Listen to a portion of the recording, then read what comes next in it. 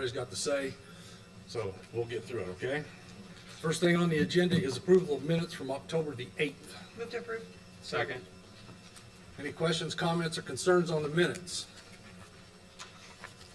Hearing none, I'll call for a vote. All in favor of approving the minutes, please signify by saying aye. Aye.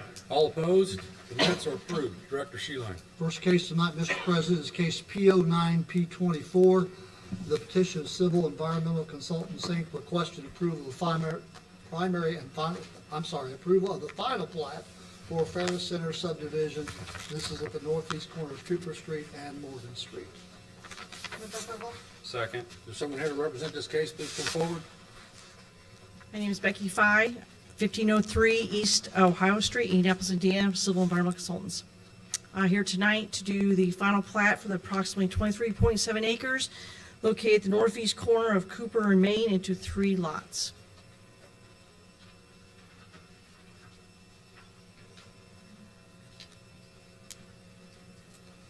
Anything good from the, all good from the plat? Yes. Is there any questions from the board? Any questions from the audience? Hearing none, I'll call for a vote. All in favor of case P09P24, please signify by saying aye. Aye. All opposed? The motion is approved. Director Sheeline. Next case, Mr. President, is case P16A24. Petition of Civil Environmental Consultants, Inc. requested development plan approval for Harmony Townhomes Phase 2. Again, this is at Cooper and Morgan Street. Move to approve. Second. Please. Again, Becky Fye, 1503 East Riverside, or excuse me, 503 East Ohio Street, Indianapolis, Indiana, Civil Environmental Consultants. This is the Phase 2, the Harmony Townhomes, which is immediately adjacent to Phase 1. Again, it's 14 units, considering of 2 buildings. It's a 2-story units. The architecture will match what's already there, and they'll have the similar color scheme as the original townhomes that face onto Cooper Street. All good. I do want to put a couple things on record. You're confirming that it doesn't need fire suppression, so I just Correct. want to get that on record, and that this is a private trash pickup and the city will Correct. not be providing that. Just wanted to get that on record. Okay? Yes, everything's good. Any other questions from the board? Any questions from the audience on this case?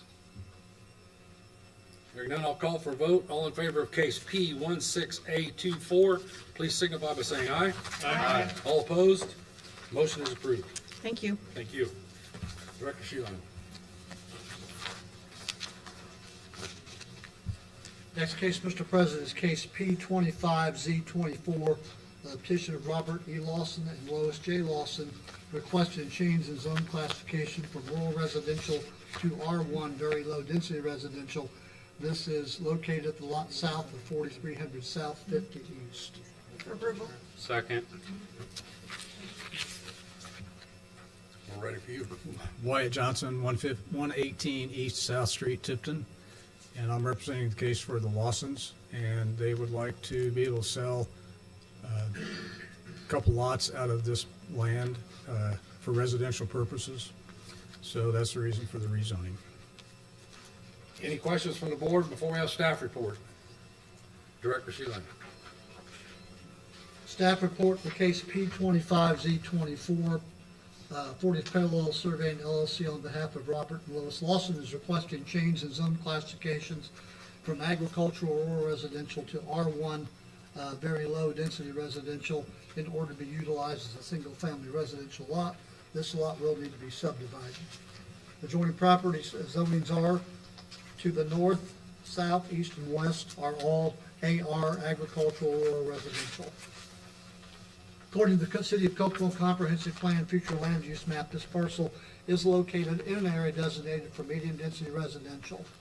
Medium density residential is an area designated for single family housing of various types between 3 to 6 dwelling units per acre. Typical medium density housing would be single family, detached, duplexes, triplexes, condominiums, townhomes, and cluster housing. This lot is not located within any overlay district. Land use goals to encourage orderly and responsible development to promote health, safety, and quality of life of residents in the city of Kokomo while maintaining Kokomo as a leading community for affordable housing.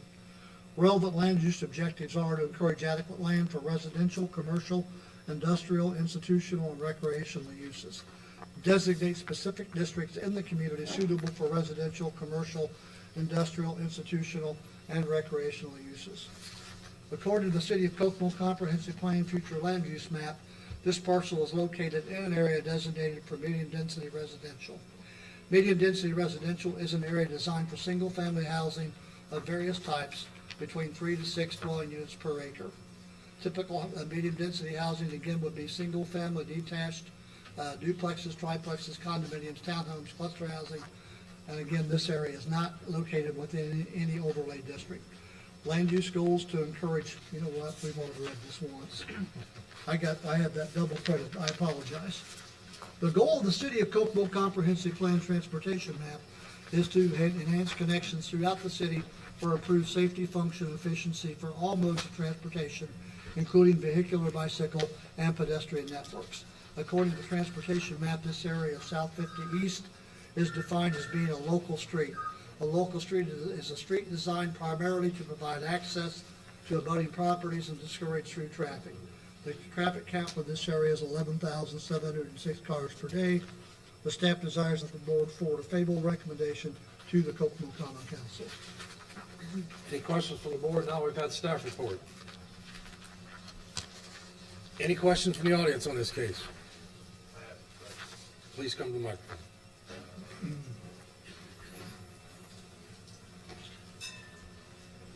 Don Hornstein, 4329 South 50 East. What are they planning on doing? How many homes, for one thing, are they planning on putting out there? And what are they planning on doing for water and sewer? Right now, there's 2 homes planned. There's large lots. A significant portion of each lot is in the floodplain of Little Wildcat Creek. So there's not a lot of room for housing. There may be a 3rd lot in the future, but that's yet to be determined. We don't know what the buyer will do with the lots because we did possibly have one buyer. I met with them about 6 weeks ago, and we did not talk about what that person was going to do with it, but except for build a residence on it. We'll address sewage. Oh, yeah, sorry. That's okay. Sewage will connect to the Taylor sewage treatment system, and water will be by well. To get the zoning ordinance does require water for these lots, but we got a variance about a week ago to not require water for these lots because water is a significant distance away. That answer your question, sir? Any other questions from the audience? Mr. Myers? John Myers, 4495 South 50 East, Kokomo. You said that right now they're only planning 2 houses, is that right? Is that one on the north of the lots and one in the big area to the south, is that right? But you don't know for sure if they're gonna build a 2nd house there or what they're gonna build there? Third house. A 3rd house? But if they do, we have to go through this process, except for not the rezoning, but it has to be subdivided, and everybody, the adjoining landowners would be notified of that. Okay, thank you. Any other questions from the audience? Please come forward.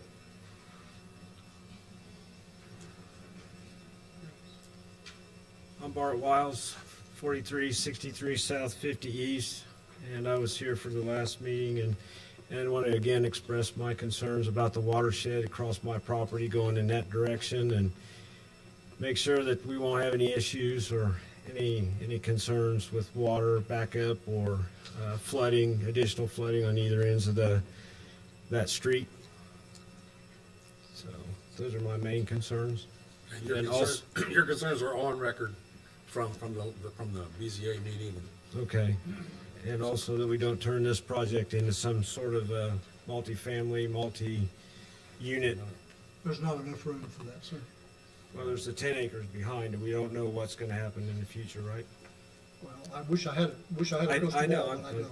just So- expressing my concern. I understand, sir. Thank you.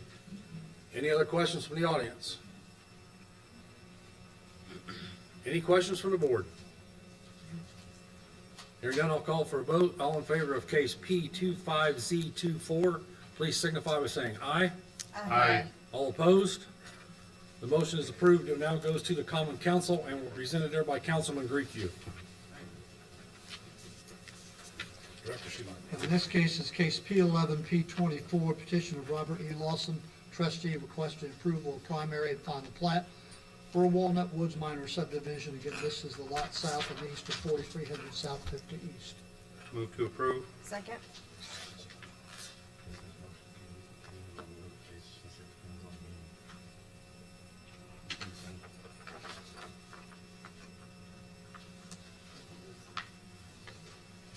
This is the redesign. It's the same case. This is the primary plat, and this is primary and final plat. What we just redid. They can't do this if council doesn't do this. Yep, that's just passed.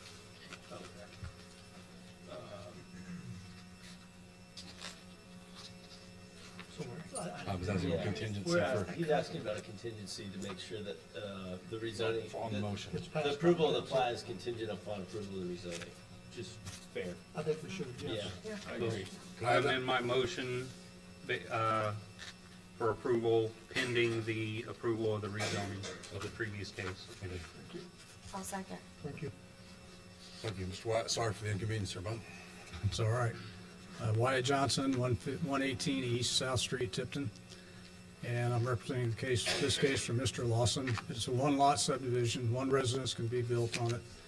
And I suggested at the variance meeting that the city might want to approve the location of the driveway, so the planning commission might want to require that as part of their permit process. That's usually done in the county. I don't know that it's usually done in the city, but that would allay the fears of blocking the drainage, at least with the driveway.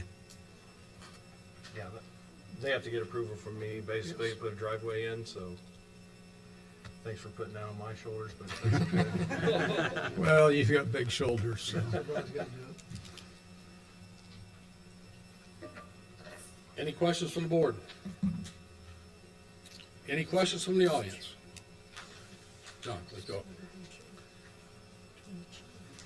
Again, John Myers, 4495 South 50 East. My question is at the Board of Zoning Appeals meeting, you said that they were going to sell off the land behind the woods. Or, If I said that, I didn't intend to say that. They own the land to the east of the woods. It's accessed by a 50-foot strip that they own at the north end of that. Because their property doesn't go all the way to the highway, or to the county highway. So it would be very difficult to develop that, and as far as I can tell, they have no intention of doing that at this time. so they're gonna leave that farmland on the east side of the woods.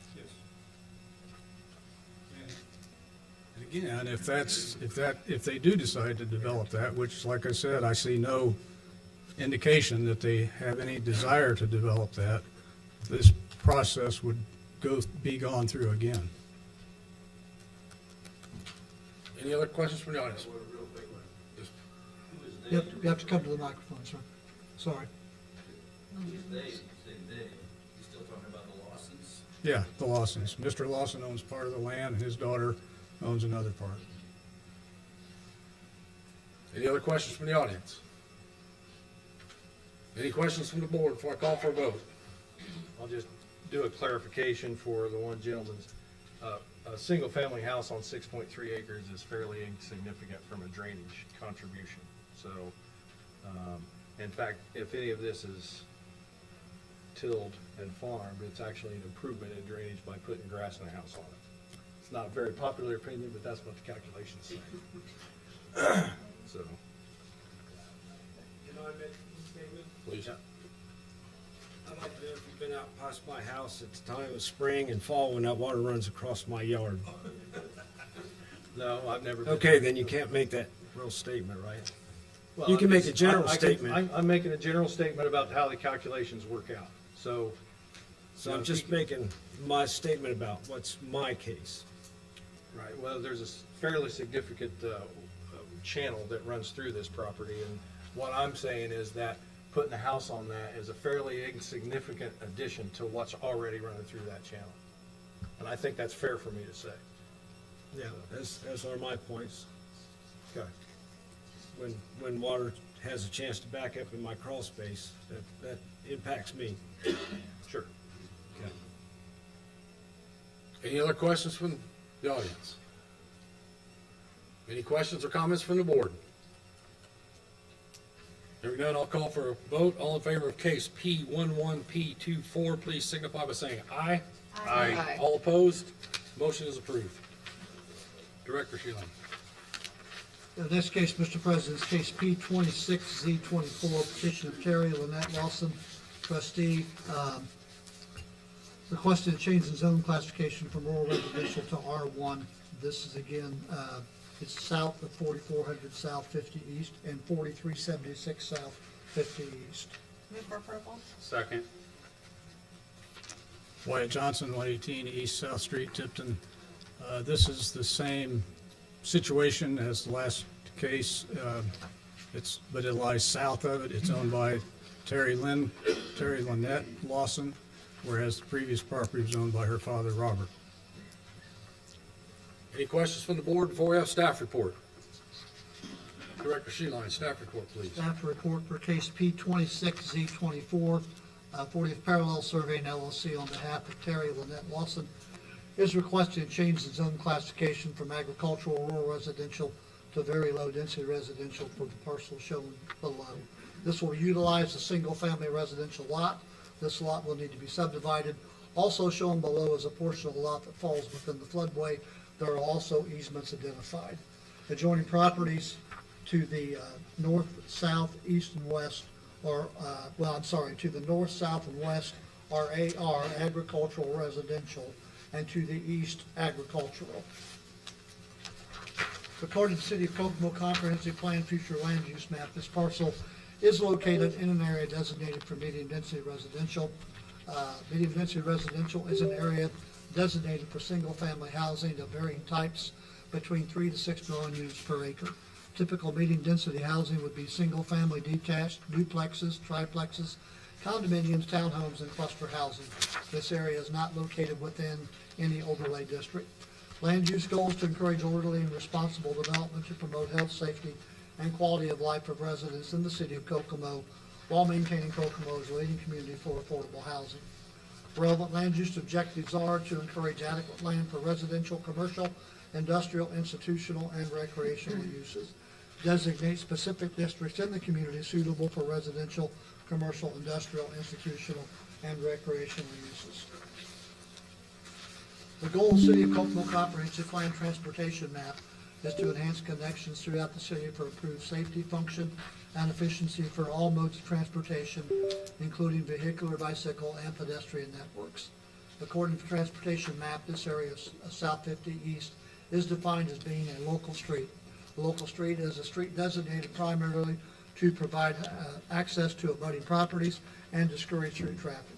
Traffic count for this area is 11,706 cars per day. The staff desires that the board forward a favorable recommendation to the Kokomo Common Council. Any questions from the board? Now we've had staff report. Any questions from the audience? Please come forward.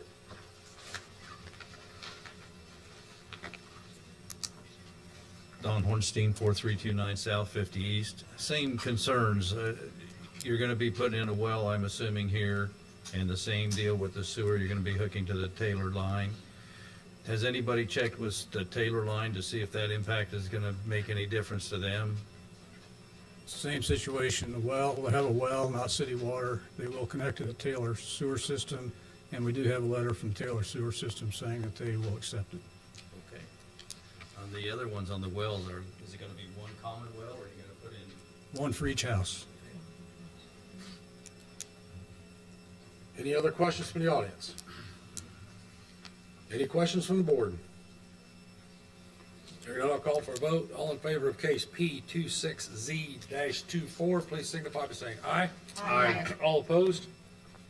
Motion carries. We'll now go to the common council and we're presented there by Councilman Grieco.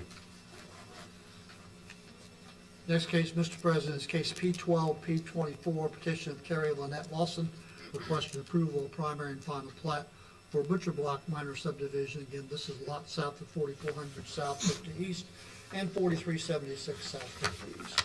Move for approval. Second. Is this similar? Same thing, guys. I need a contingent on the zoning. Yeah, I amend my motion to be contingent upon approval or plat for the rezoning. For the rezoning. All right. thank you. We got a second? Second. Wyatt Johnson, 118 East South Street, Tipton. Getting better at that address after 20 years at another one.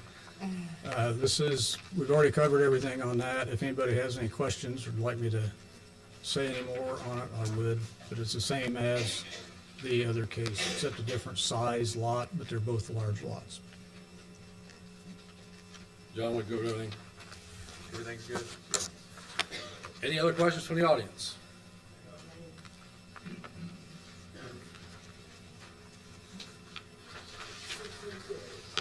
John Myers, 4495 South 50 East. You say they're going to subdivide this into a subdivision? It's a single family home. Just one single home, including the area behind to the east of the woods? Right. In most counties or in cities, in order to build a house, you have to subdivide. They call it subdivide, which throws a lot of people because when they hear the word subdivision, they think 40 or 50 houses. But this is a subdivision for one lot. The previous case was for a different lot.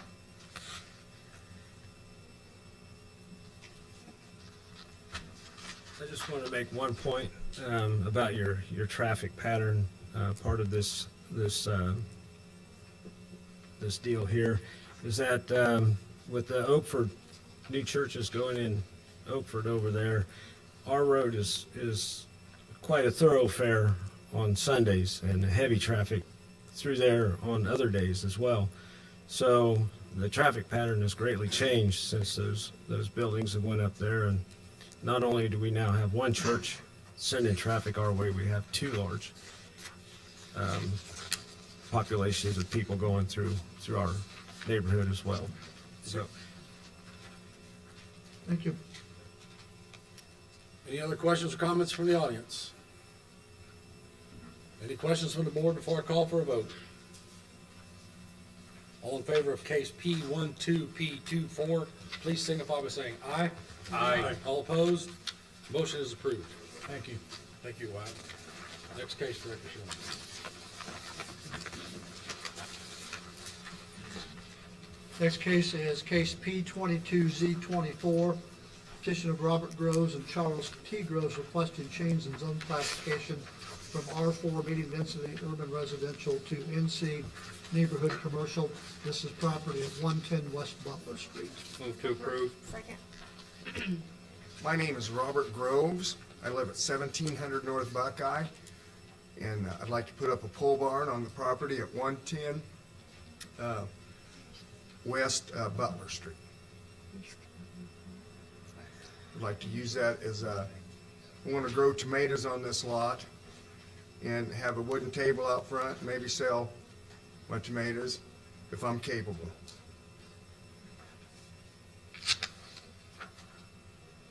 Any questions, Gregory? No, we're good. We're good. Any questions from the board before we have staff report? How big is this pole barn? 30 by 30. Is there room for it on the property? I'm sorry, Is there room for it on the property? I believe so. Yeah. It's a pretty large lot. It's- Yeah, there's nothing on the lot other than yeah. Any other questions before we have staff report? Director Sheeline, staff report, please. Staff report for case P22Z24, Robert Groves is requesting change in zone classification from R4 urban residential to NC neighborhood commercial in order to be utilized as a very low intensity retail vegetable stand. This lot has been subdivided Adjoining properties are to the north, MI, moderate intensity industrial light manufacturing, to the south, MI, again, moderate intensity industrial light manufacturing, to the east, C2, medium to large scale general commercial, and to the west, R4, urban residential. According to the City of Kokomo Comprehensive Plan Future Land Use Map, this parcel is located in an area designated for office high-tech light industrial. Office high-tech light industrial is an area designated for employment centers that utilize medium to large-scale buildings with medium to large-scale parking lots. Also, these facilities have low traffic, environmental, and aesthetic impact on surrounding areas. Relevant land use goals to encourage orderly and responsible development to promote health, safety, and quality of life of residents in the City of Kokomo while maintaining Kokomo as a leading community for affordable housing.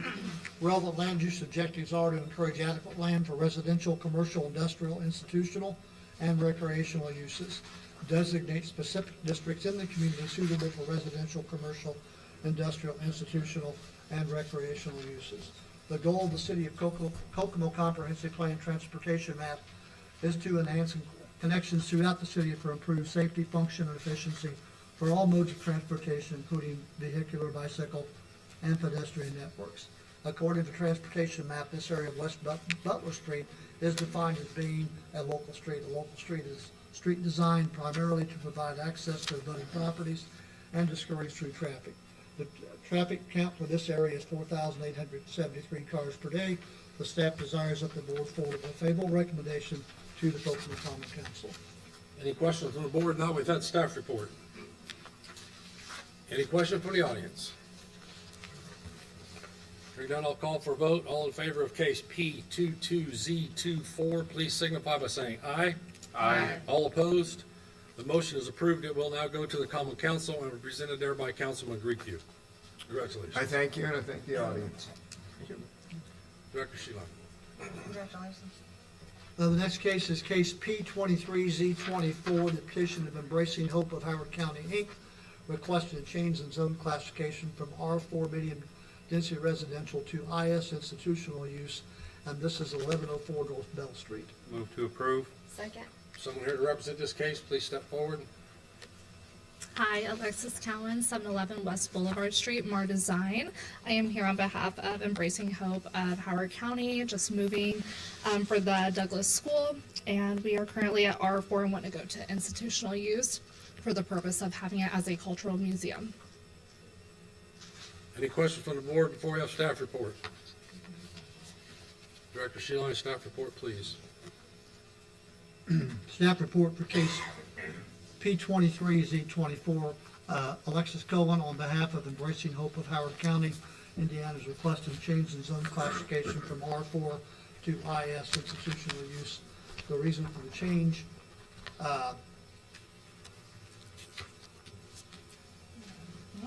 that's wrong. Sorry.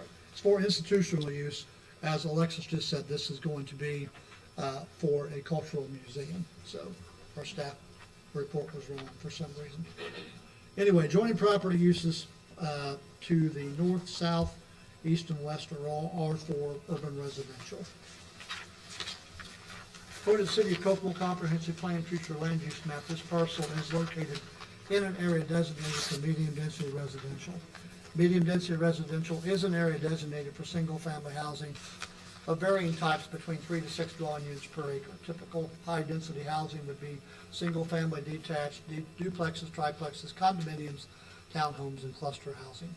Land use goals are to encourage orderly and responsible development to promote health, safety, and quality of life of residents in the City of Kokomo while maintaining Kokomo as a leading community for affordable housing.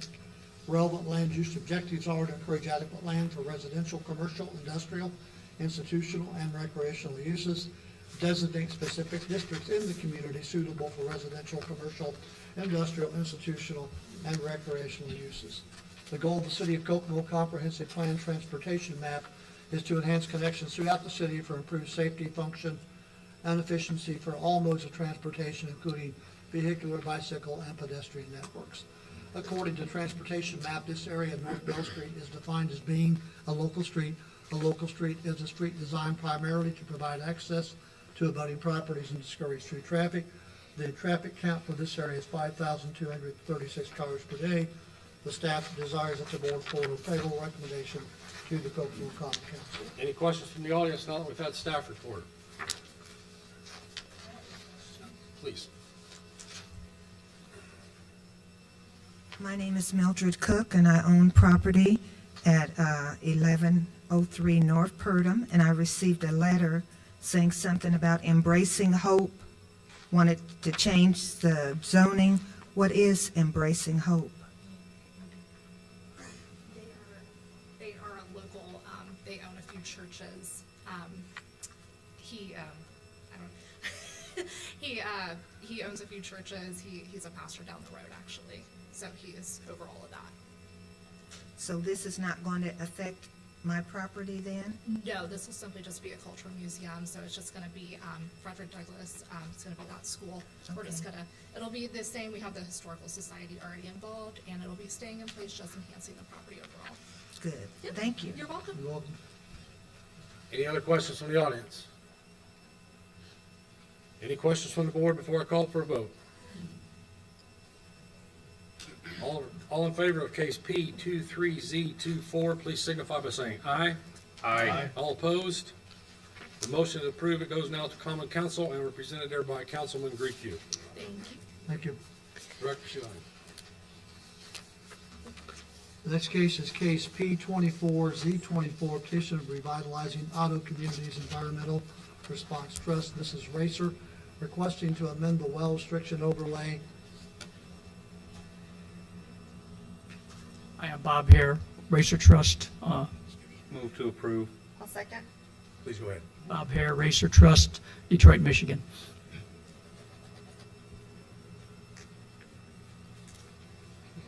So Racer owns the former Plant 5 facility, Delco Plant 5 facility on Washington. And we took that property out of GM's bankruptcy back in 2011. In 2022 and 23, we did significant cleanup on the property for soils at depth that were affecting groundwater at the site. All that work was done under the oversight of the US EPA. And the EPA requires we implement certain institutional controls to control exposure to what's left in the groundwater.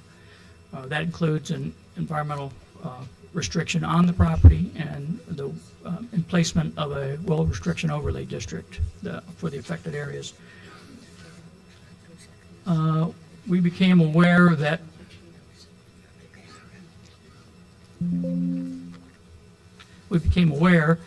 there might be an increase in pumping from the northwest well field by American Water. And we took that information and put it into a modeling effort to determine if that pumping increase would affect the impacts on the site. And we found that the impacts would move slightly to the northwest. The upper set of pictures are the current extent of the yellow shaded areas. And the bottom two pictures are the extent after 30 years of extended high-capacity pumping. We took that information and used that to establish a well restriction overlay district. Shown here, the red box with all the jagged lines is along property boundaries, streets, and includes the Racer property. Also includes a portion of the Syndicate Sales property, where there is one well within that well restriction overlay district.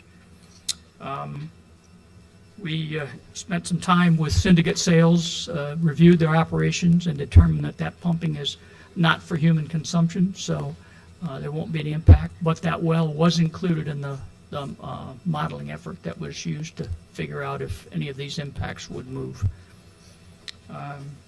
So Racer Trust is requesting implementation of the well restriction overlay district. Do you have staff from this or just his report? It goes to council, right? It goes to council since it's an ordinance change. Yes. Any questions from the audience? Any questions from the board? Hearing none, I'll call a vote for case P24Z24. All in favor, please signify by saying aye. Aye. All opposed? The motion now goes to the common council and presented by Councilman Griefu. Thank you. Thank you. Thanks, sir. Yeah.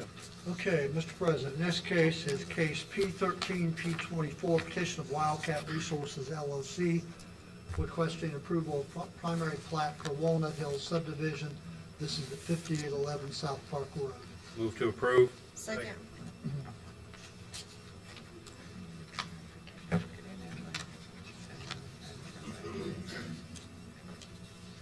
David Barrett, attorney with the law firm of Bailiff, Harrigan, Cordovan, Cox, here in Kokomo, representing the petitioners. We have obviously placed all the proper signs, provided those to the party to be. We've sent out all the proper notices, and we published all the notices that need to be done. We've had a public meeting before that, which was more on a zoning issue than it was on this issue to begin with. We've met with all the proper parties to be. I guess in a meeting that took place, I was unable to instead of travel when my co-counsels attended it.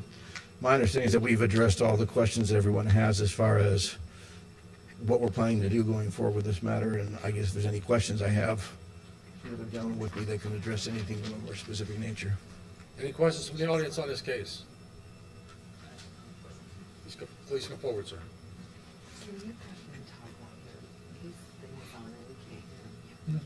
Get closer to the microphone. So, closer to the mic? Yeah. Okay, very well. Perfect. Is that good? Perfect. Awesome. Good evening. Name and address. Yes, sir. Justin Myers, 5603 South Park Road. That's in Kokomo, Indiana. I'm about halfway between 26 and Center on Park. Okay, first, I always like to start things with a thanks, and that goes to Jessica and Diane. I know she's not here tonight. I've asked a ton of questions throughout the process, and they have been very responsive, so they should be commended for their efforts in serving their community. I'd also like to thank the Coons family who's here in the back tonight. They have also been very responsive, held the community meeting that their council had just discussed. We are very thankful. They spent some time with my wife on August 29th, and where we discussed our western property line and our beautiful trees that we have, and we're thankful that they assured us that, you know, we're going to be fine with our trees and take great comfort in knowing that those trees aren't going to be cut down. But tonight I'm speaking with concerns for the planned north entrance. So my property is butting up to the western side of this plat and the northern side of this plat with respect to that access to Park Road on the north. Okay. I took a time and liberty to look through the Kokomo street standards, which is chapter 155, section 72. Those street standards come from the American Association of State and Highway Transportation Officials for what's known as minimum sight distance. I spoke of this in the zoning commission, spoke of this in the last meeting on September 23rd, and I'm just curious as if that has been looked into any further. I placed a phone call to Mr. Pike. We haven't been able to connect yet beyond that phone call, but there is a large hill there that my property sits on, and it is very difficult to see when you are traveling northbound on Park Road to where the planned entrance is. And so a few things come to mind when it comes to that. We have our speed that's currently on Park Road, which I know can be adjusted, but we know how human behaviors are. Those things can come into question. I'm very concerned about the possibility for accidents there. I know there are traffic control measures that can be taken, but I'd like to know if the Planning Commission has plans to do a speed study, a volume study, and if that north side entrance can be taken into advisement during this process and do the due diligence for the community. I think of the number of houses that are going to be back there. We're very happy that it's multifamily residential, R3 residential rather than multifamily residential. But the main concern is that traffic right there. You're going to have buses for Western School Corporation pulling out of there at some point. My neighbor, who is Bill Morgan at 5205 South Park Road, when he travels northbound on Park Road, Bill and Diana, his wife, they pull into the southbound lanes and accelerate in the southbound lanes and merge to the northbound lanes because you cannot see over that hill. My neighbor to the south has asked me if he can put in a live camera facing northbound so he can see up over the hill, mounting that on a fence post. So there's a lot of concerns with respect to the safety of our community using Park Road. On any given night, you can come out and sit on my front porch and you'll see speeds in excess of 70 miles an hour. And that is not hyperbole, okay?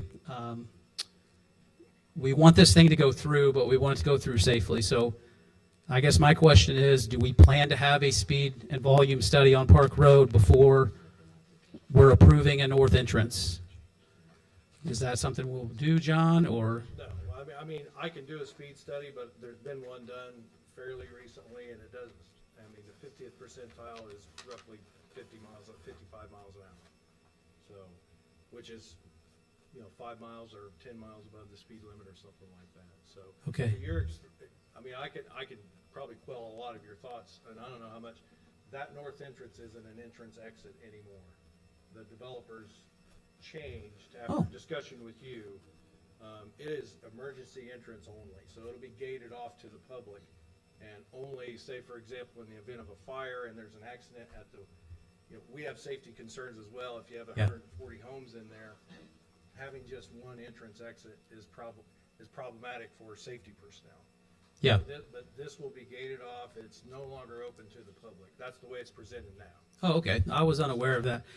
There's still gonna be a road there. It's narrow. It's only 20 feet wide, so it's, Okay. it's gated off, 24/7 unless there's a fire. And I'll leave it to the fire department where they. You can give me a set of keys, I'll be right there. They wanna crash through it or whatever the case may be, but I'll leave it to them to decide. But Yeah, I'm happy to help. I didn't wanna have it with just the one entrance exit to 140 homes. I think that's problematic from a safety standpoint as well. But your point was taken on the site distance, and there are things that we could do to mitigate that. But the developers chose this as a probably a more agreeable option. Yeah, that's great. There's a gentleman here in the audience who had his truck break down on the north end of that hill just a few weeks ago. And I grabbed Clint and I said, hey, you need to come up in my driveway. Let's get your truck up here. Let's get you in a safe spot. So I appreciate that. I was completely unaware that had been changed. I didn't, do my due diligence. Again, thankful for all the communication from the offices of the city. Thankful for the communication and the work that the developers have done.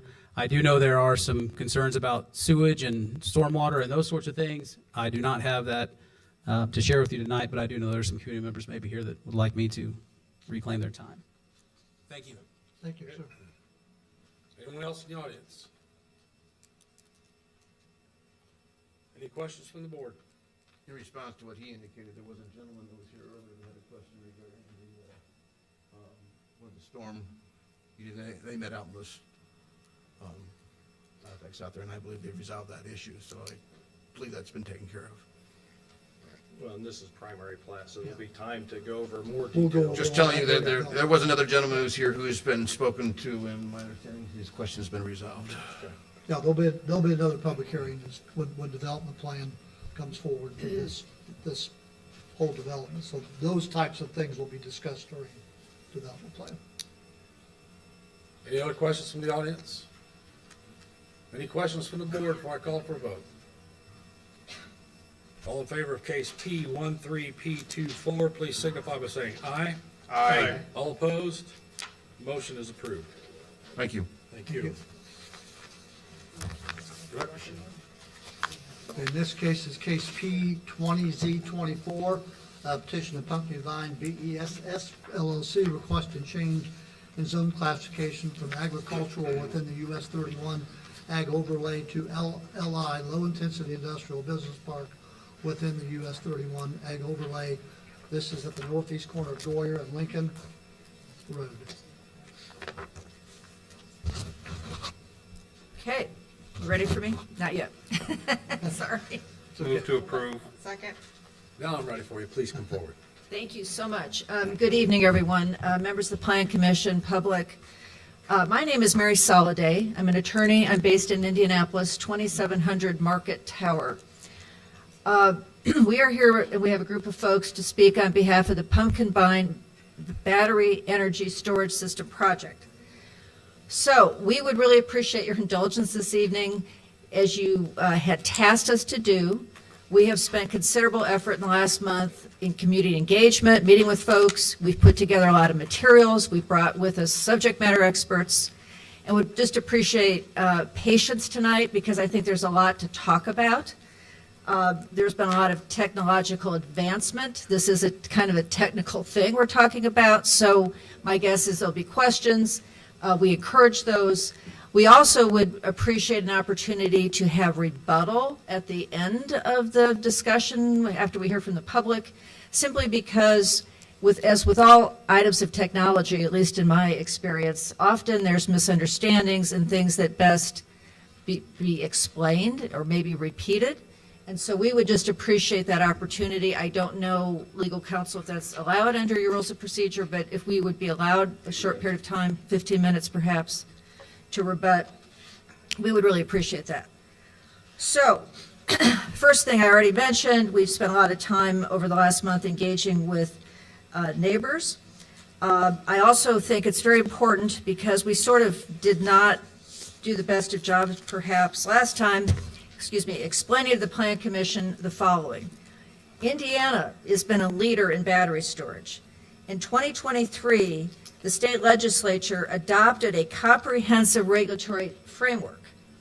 That is not meant to replace what you're doing here as the Plan Commission. It's not meant to take away local rights, but it's meant to do is be additive, meaning that there are strict state standards. To have a battery storage operation, one must obtain a permit from the Indiana Department of Homeland Security. What those requirements are, and by the way, some of these permits have been already issued in other places around the state, so this has been in effect, year and 4 or 5 months. That state law requires, and these are things, by the way, we're going to be talking about, creation of an emergency response plan, annual training for fire departments, adherence to the 2024 update of the National Fire Prevention Association codes, which have design elements such as spacing and setbacks. So I'm not going to read the state law to you. It's pretty comprehensive. I believe that it was in your packet that we provided to you. But I just think it's important, not just for the Plan Commission, for the public to understand that there's sort of this dual regulation, if you will, both of the Plan Commission, because we will be coming back. If we're fortunate enough to receive rezoning from the City Council, we have to come back, as I know the Plan Commission knows, with a development plan. We have to even provide more precise details. So we have your oversight, if you will, and then we have this state oversight. Cannot build a battery storage without this state permit. So I want to emphasize that. We're going to talk tonight about a sound study and our intention to comply with the ordinance on noise. We're going to talk about what's actually components of these sorts of projects and a technology overview. We're going to talk about safety standards. We're going to, Brandon's going to do this. He's done a really good review of other state laws and how they regulate, because I think you'd asked us to do that. And what's interesting is there's very few states that have the kind of law that Indiana has about battery storage. So, but we will go through that, so that provides context. We're going to talk about drainage best practices, discussion of groundwater. Mike Reed will talk about his meetings with various adjacent neighbors. And we're going to talk about decommissioning. So I'll talk for just a moment so I don't have to jump up and down and spend more time than needed. Brandon, who is with Westwood, is that a correct statement, Brandon? Okay. Which is a national engineering firm. He's going to talk about what goes into a decommissioning plan. I want to talk about the legal aspects before I sit down. So first of all, you may or may not be aware the county ordinance on solar has a requirement for a decommissioning. Now, it's not a solar project. This is in the city limits. But I think it's a good template to consider. And so what we are proposing to do is at the time that construction of this project would begin, the project would sign a decommissioning agreement with the city of Kokomo. And again, that contract would be based very heavily on this county ordinance. And what it does is provide for a third-party security. So at the end of the project life, there'll be funds available were the decommissioning not to be properly accomplished. And that security stays in place the entirety, the shelf life of the project. Every 5 years, it's reexamined, third-party engineer, the city attorney would review the bond. My point is, this goes above and beyond, frankly, any other industry that I'm aware of in the city of Kokomo. I don't know what other industry requires or is required to have a decommissioning agreement. We look forward to working with the city attorney on this. But again, this is a legal document that we think goes above and beyond to assure residents that this property at the end of its useful life, which, Mike, I'd like you to talk about that when you come up here. What is the useful life? What do we think? That there would be adequate funding in place from this third party to make sure that the site was adequately decommissioned. So I wanted to point out that is something that we're very proud to announce. We think it's just goes with the territory here when you have new technology to get people comfortable with what we're talking about. So at this point, I think that the next speaker is Mike. Mike is the Director of Development for Spearmint. He's going to talk about Spearmint. He's going to talk about the project, and he's going to talk about the site plan, because I believe you had tasked us last time with explaining to you and to the public what are the distances between this facility, any sort of components of it, and any area residents. And I think, Mike, maybe you want to lead off with how many acres is involved and how many acres truly has any sort of battery storage component. So can you speak to that, please? Okay. All right, thanks, Mary, and thanks to the Planning Commission for giving us the opportunity to speak to our project. This is a new technology. There's a big educational component to this, and thanks to the residents of Kokomo, the neighbors to our project. I think we've gotten the opportunity to speak to a lot of different people and heard a lot of different perspectives about the project, and all of these conversations have been productive and cordial, and people have really given us the time to hear us out and explain what we're proposing, and they've listened and we've listened to them. And I think that's really appreciated on our end. I gave a version of this presentation at the last Planning Commission meeting. I see there's a lot of new faces here that are now aware of the project. So I'm going to retread on some of the ground that I covered last time. I'll try to be efficient with my time and not harp on this too much, because I want to give some of my colleagues an opportunity to expand on some topics that we didn't expand on last time. But let me start by just giving some context here. We are proposing what we're calling internally is the Pumpkin Vine Battery Energy Storage Project. Sure. How's this? Okay. Let me start by just introducing my company, Spearmint Energy. Spearmint Energy is a relatively new company. We started in 2020. There's two ends of our business. The company is structured fairly uniquely. One end of our business, which is the focus tonight, is Spearmint Renewable Development. That's our development arm. We're a developer, owner, operator of standalone battery energy storage projects. So we're responsible for finding sites that are strategically placed on the grid. There's a robust criteria that we use to site these projects. I'll get into that in more detail later on in my presentation here. We site the projects, we construct the projects, we operate the projects, and we remain the owner over the 20-year life of the project. That was a question that Mary asked. The expected life cycle of these projects is 20 years. The other end of our business, and the reason that we're retaining ownership over the entire life of the project, which is not the case for a lot of our competitors in the space, is the renewable energy services arm to our company. It's a complementary end of our business. It's another department where they trade energy. They buy and sell energy, charge and discharge energy from our project, and sell it on the wholesale market. So that's how the company is structured, just to give a little context here.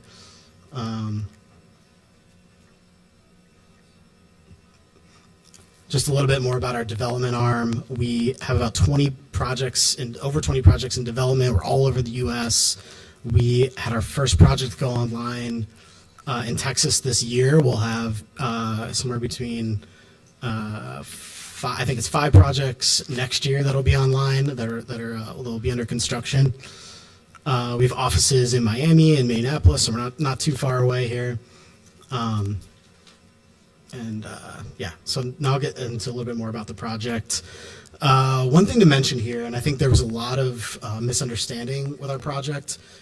We're in front of the Planning Commission right now, rezoning close to 50 acres of land that we have under site control agreements. This is not a 50-acre project. This is all in about a 15-acre project. Only a maximum of 9 of those acres are related to batteries. So you'll see how that comes into play with our site plan. So anyway, this is cited to minimize visual impacts to the neighbors. It's here because of proximity to transmission, and we're avoiding all environmental constraints that would inhibit proper project development. Okay, this next slide is a new piece of information that we didn't have last time. This is one of the items that the Planning Commission requested that we put together. What we're showing here is the entire property area. The batteries are on the northeast corner only. They're adjacent to the trees, and I've got some better visuals coming up, so we can share more than just the site plan. The batteries are a maximum of 9 acres. One important component of this project that I flagged with some of the Planning Commission early on was this project is being presented to the Planning Commission up to 400 megawatts. MISO, that's the Midwest Independent System Operator, they are rigorously studying the grid effects of our project. It's at this point, 5 to 6 year process along with Duke Energy Indiana. They will ultimately dictate the size of the project based on the constraints of the transmission lines that are adjacent to the property. So what we're showing here is the most the project will ever be, and that's about 9 acres. So not 50 acres. The other big piece of misunderstanding here is that we're aware that there's a Samsung Stellantis manufacturing plant that is scheduled to come online as early as next year, I believe. I think a lot of folks that we talked to thought that we were another Samsung plant. Coincidentally, we are proposing Samsung batteries for this project, but we are not a manufacturing plant. We are not a recycling plant. We're not a warehousing plant. What this is a stationary, standalone battery energy storage project with outdoor rated containers. It's strictly controlled. This is not a project where they're dealing with raw materials and batteries are getting moved around. It's just charging and discharging, and there's strict controls related to voltage and heat, as well as monitoring on a number of different ends. So we'll get more into detail with that when my colleague, Senior Vice President of Project Technology, Chris, goes over some more details. And then we also have on the phone the Hiller Company, who we're working with on our emergency response plan and implementing some safety protocols. So just wanted to clear up those 2 pieces of miscommunication here. And let me just move on to some visuals that we put together. So this is the high level. So we have all of this property north and south of CFD Investments under site control. This is, you can see South Quarry Road running north-south on the west side, and Commerce Drive is on the south side. That's where the transmission lines are. That's where we're interconnecting our project electricity to the grid. What's a little hard to see here is our landscaping plan. We have, this whole thing is preliminary, by the way, not to say that we didn't put a ton of thought into this. but we've kind of took our first cut of our landscaping plan, which, you know, it builds upon the existing tree line there. But as you can see, the 9 acres are concentrated in the northeast corner of the property, where we thought this would have like minimal impact to the surrounding uses, the residences, you know, all the traffic on South Goyer Road. And you know, one thing that was hard to see in the previous slide was the distances to some of the neighbors that appeared at the last planning commission meeting. The closest neighbor that we have is about 410 feet, and that distance is really important. My consultant Paul is going to talk about the remote location designation, and then we're about 800 feet from the CFD building right there, and about 500 feet from the next closest neighbor after the 400-ish foot 400-foot distance neighbor. Other components of the project, I mentioned there's 9 acres of batteries. Other components are the substation to the south there. The blue is our proposed drainage basins. And then we also have some access roads. So like I said, all in, you know, it's 9 acres of battery, but all in about 15 acres of development. I'll just keep moving here. This is another view. This is a view from South Goyer Road. So you can see here, like, you know, we're really aiming to keep as much land as open as possible, so that's why we've concentrated in the northeast corner, and then, you know, the tree line to minimize the visual impacts of the project. So we think that we've accomplished that with the design here, and I'll just keep moving on. You can see from the parking lot, looking to the northeast here. And then one more. This is just like this is a zoomed out version. So the goal here is to maintain the existing aesthetic, and just some commentary about how Spearmint goes through the siting process. It's a very rigorous process. It starts with proximity to transmission lines. That's a really heavily studied aspect of our siting process. The second part is environmental analysis. There's about, I'd say, 36 environmental considerations that we go through when selecting a site. And then it's whether we can properly site, you know, in a way that's you know, we call it responsible development, that we're properly distanced setback wise from the neighbors. So we think that this is a good location for this, and we think that you know, through a combination of code compliance and you know, following a lot of the you know, stringent safety protocols that are established by the state of Indiana, Department of Homeland Security, and then also the local ordinance regulations of the city of Kokomo. We think this is, you know, a really well-designed, well-cited project. I just want to go through some of the benefits of the project here. So, like I said, we're talking about an up to a 400 megawatt AC project. That's the most this project will ever be. We'll never expand. It would only be smaller based on feedback from MISO and Duke Energy Indiana. So I'm talking about ranges for the project. So I'll talk about the low end to the high end for some of these statistics here. We would power 80 to 270,000 houses for 4-hour duration. This is up to about a $500 million investment, which is really significant when you consider that we're only talking about 9 acres of batteries here. And then additionally, on top of that potentially $450 million investment, there is between $30 and $40 million direct investment into the local electric grid. Those are grid upgrades that MISO and Duke Energy Indiana will require for this project to be interconnected. And this is really important for a few different reasons. I have a slide after that sort of rehashes some of this, but ultimately that's going to lead to prevention of the utilities passing along these costs to the consumer, to the ratepayer, electricity users like yourselves. So this is a private company funding electrical upgrades that are typically, you know, socialized to all the customers of the electric utility. Tax revenue is quite significant. over a 20-year lifespan, on the low end, 16 million, on the high end, 65 million. So that's somewhere between like $1 million and $3.5 million a year, if I'm doing my math properly. Just very significant, and especially considering that there are no use of public services like water, sewage, et cetera. 60 to 100 full-time construction jobs. Unfortunately, not with the remote nature of operating these projects. There's only about one full-time job created, and that's somebody who's on site or close to on site with operations and maintenance.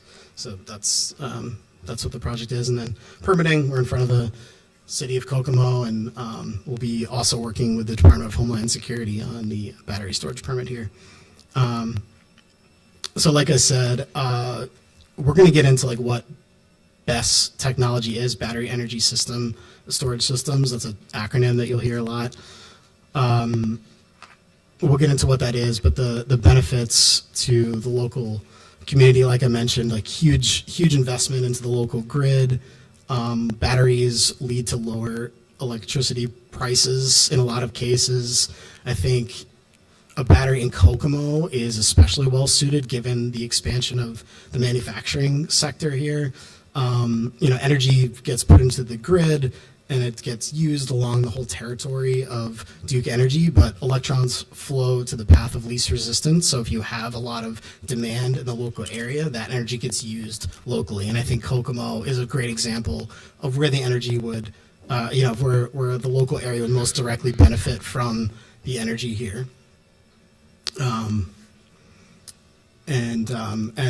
Another big benefit of battery energy storage is grid stabilization. There's pricing throughout the day is, very, it goes from very low to very high pricing. And what we're doing is taking the low prices and getting that low price energy into the expensive time of day. And that equates to lower electricity costs for the average consumer at the end of the day. So I'm going to stop there and pass the microphone to my colleague, Chris Wright. He's Senior Vice President of Project Technology. He's going to go into the technology in more detail. And following Chris, we're going to have on the phone, we have our fire and safety consultant, the Hiller Company. They're going to be talking about all the code compliance and some of the safety aspects of the project in more detail.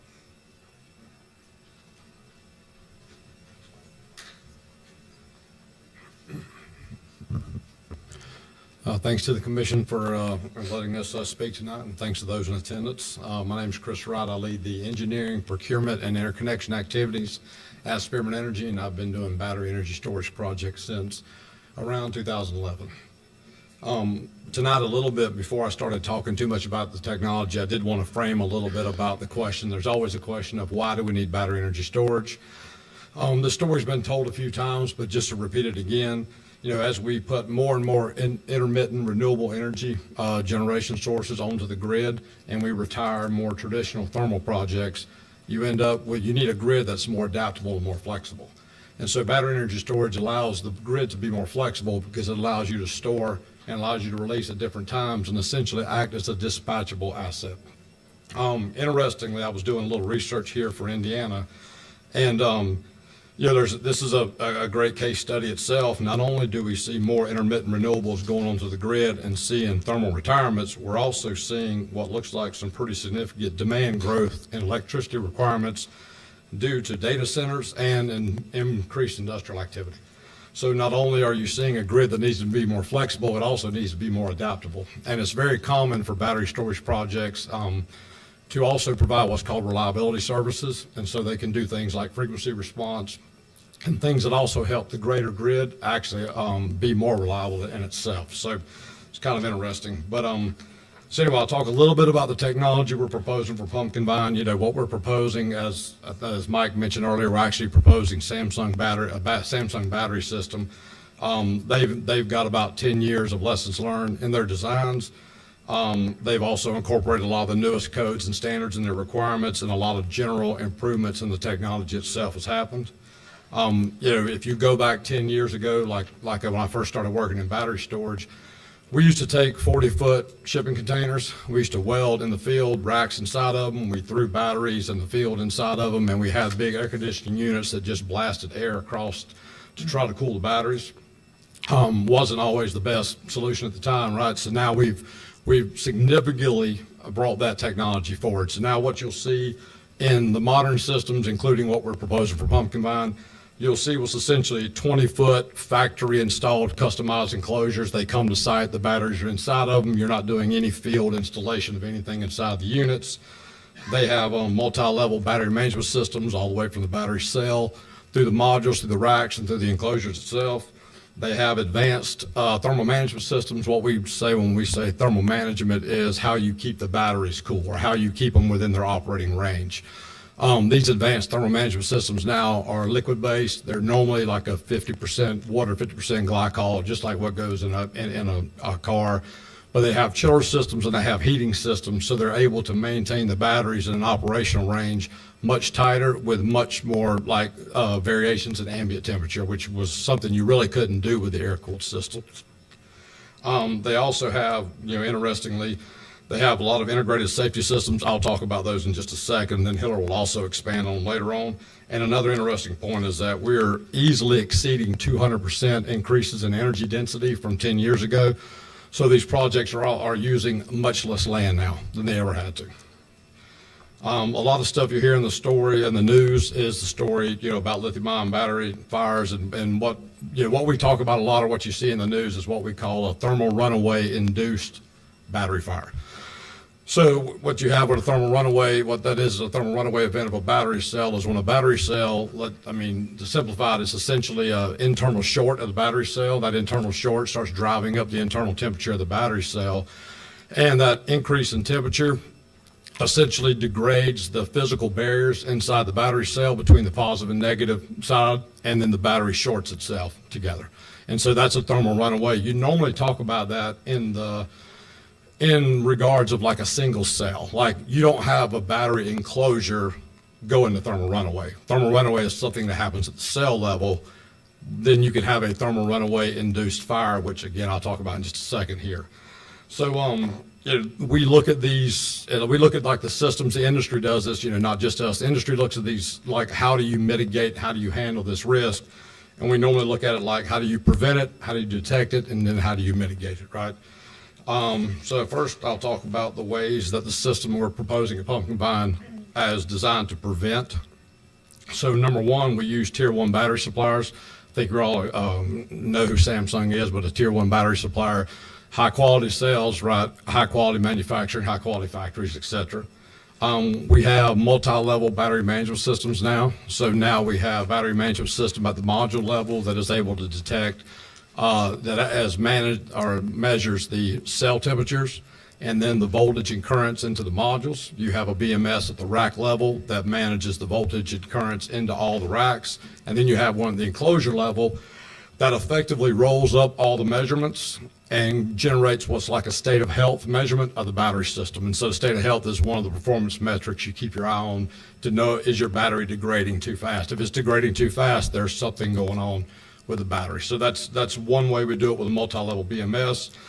We have these advanced thermal management systems that are able to cool the batteries or keep the batteries in operational range. They can heat them too when it's cold, within very tight operational ranges. In the old days, that was a big problem with the air-cooled systems, was that no matter how you set up the forced air system, batteries near the back never got as cool as batteries near the front. We've eliminated that with cooling loops, heat plates, and things that we took from essentially data center technology is what we're using now to cool these batteries. And then the last of the four there for prevention is propagation. So propagation is the very important thing that we talk about a lot in battery systems, that this is what you're trying to do, because a thermal runaway event of a single cell by itself causes absolutely no problem. I mean, it's not uncommon for an electric vehicle battery pack to be taken out for service and there's a cell has burned out in it. That's not an uncommon thing to happen. But what you don't want is propagation. That's where a single cell failure, the heat generated by that cell causes either something next to it to catch on fire, or the heat of it causes the adjacent cells to then go into thermal runaway. That's what you have, and that's when you see the pictures a lot of times of like a fire.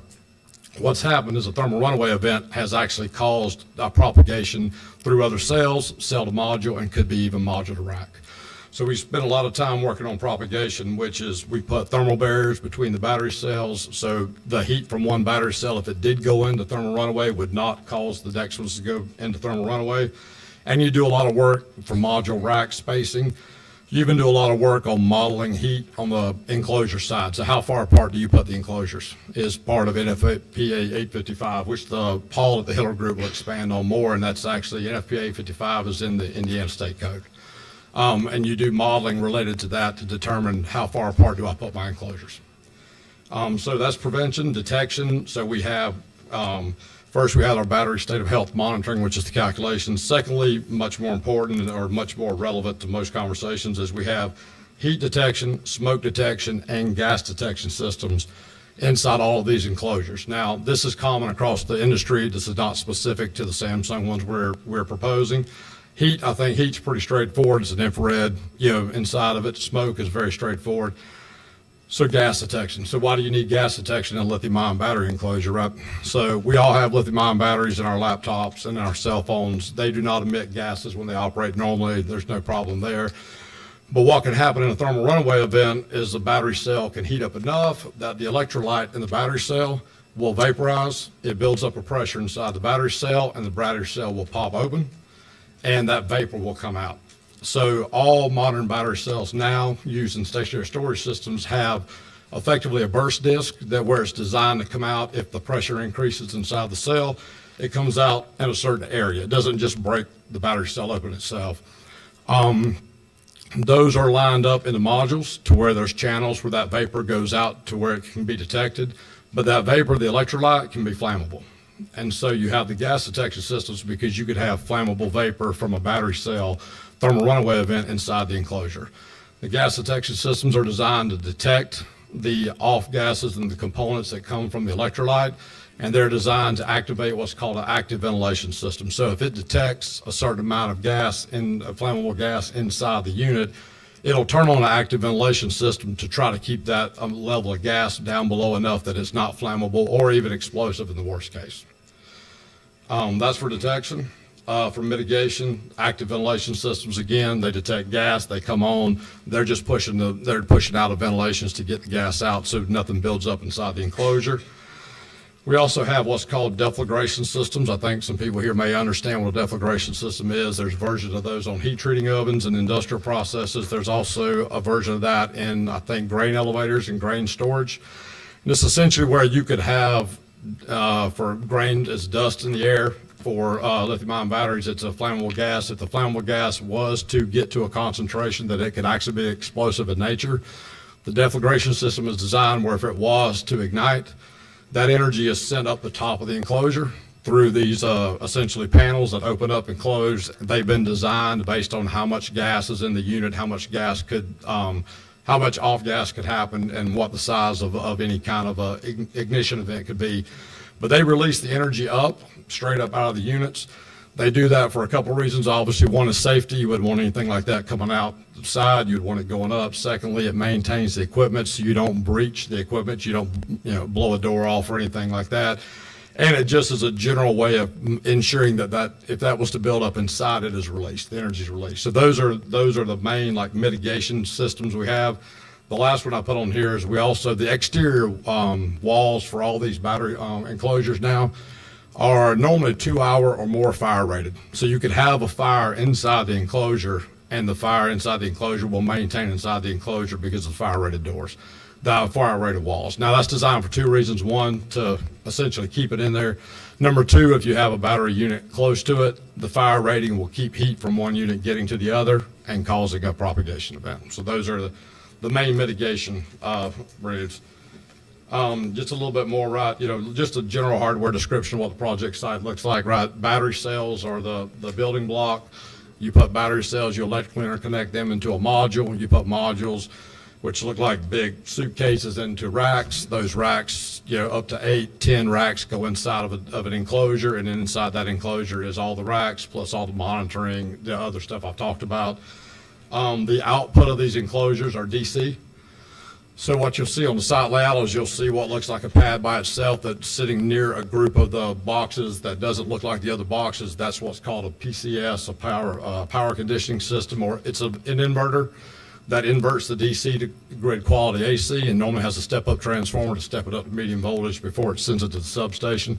So that's the normal pieces you'll see is you'll see what we call the DC block, the battery enclosure, and then you'll see what's called a PCS, the inverter that takes the DC to AC, and it also does the same thing in reverse, right? It's bidirectional, so it pulls from the grid when it needs to charge. And that's kind of like the general hardware. Just a second on the software, and I'll be done. Again, we talked about the multi-level battery management systems that go from the module all the way through the rack to the systems. So we also have what's called a site-wide energy management system, EMS. The EMS is essentially oversees the entire project as one. It's like a SCADA system. It aggregates all the information from all of the BMS units and everything to a central point, and the EMS is used for all the dispatching functions. So if the utility was to dispatch us, if we dispatched it, the EMS is what controls the site. And all these sites, we also have what's called a FACP, a fire alarm control panel. So inside each of the DC enclosures, there's an FACP. It aggregates all of the gas, smoke, heat detection systems inside. It aggregates all the information, has all the alarm status, etc. Those are sent out to a site-wide FACP. That is the aggregated site FACP. That is a large console mounted or large cabinet mounted, it depends on where we want to mount it at. It's often near the control house or often near an area where you would walk in and see it.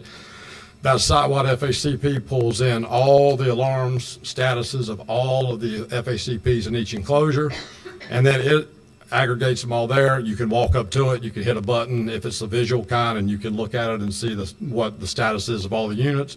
It also has cell phone and fiber capability.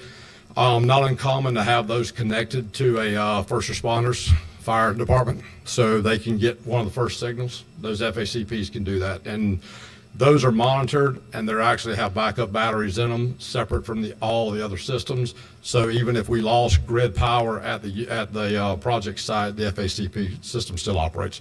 That's also part of the code requirements that I think Hillary will talk about too. Lastly, we have 24/7 monitoring at a remote operations center that allows us to dispatch 24/7. All the information for multiple projects coming to that area, and I guess that's it. Hillary can talk a little bit about the codes and standards, and they'll get much more in depth on like the fire safety systems than I did. I just want to give you guys an overview. Thank you.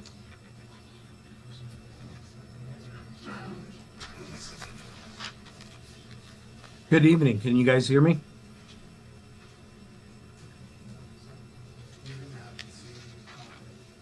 Mike, can you guys hear me? Yeah, we can hear you, Paul. Okay, good. Thank you. Thank you to the council. Go ahead, Mike. Are you going to start?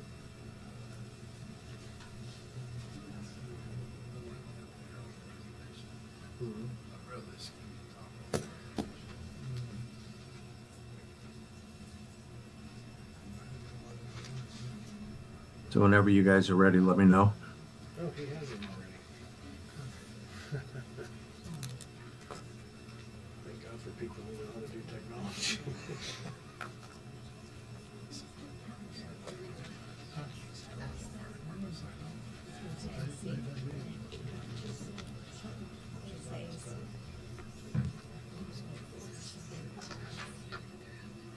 He should be able to hear you if you speak through the mic. It's being controlled back there. I know. I don't know where the speakers are. Paul, can you say something?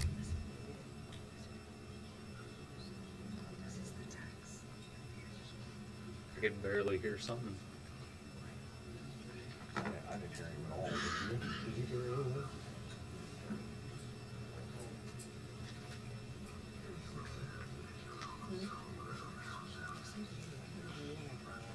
I can hear something.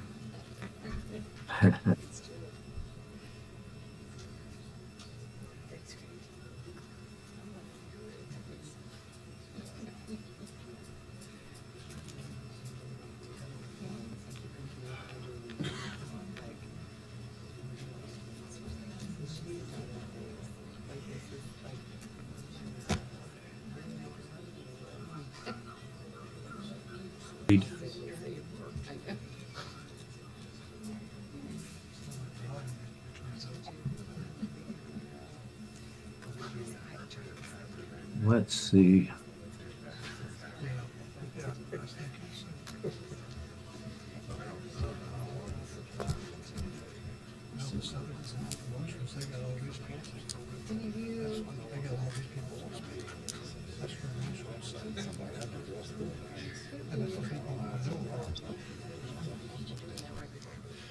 Hi there, Council. Yes, Good test. evening.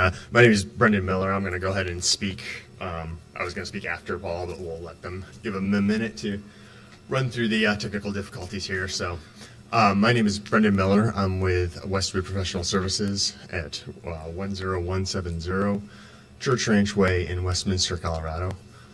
I'm here to speak on behalf of the project here from the standpoint of the civil engineering and other requirements for the project.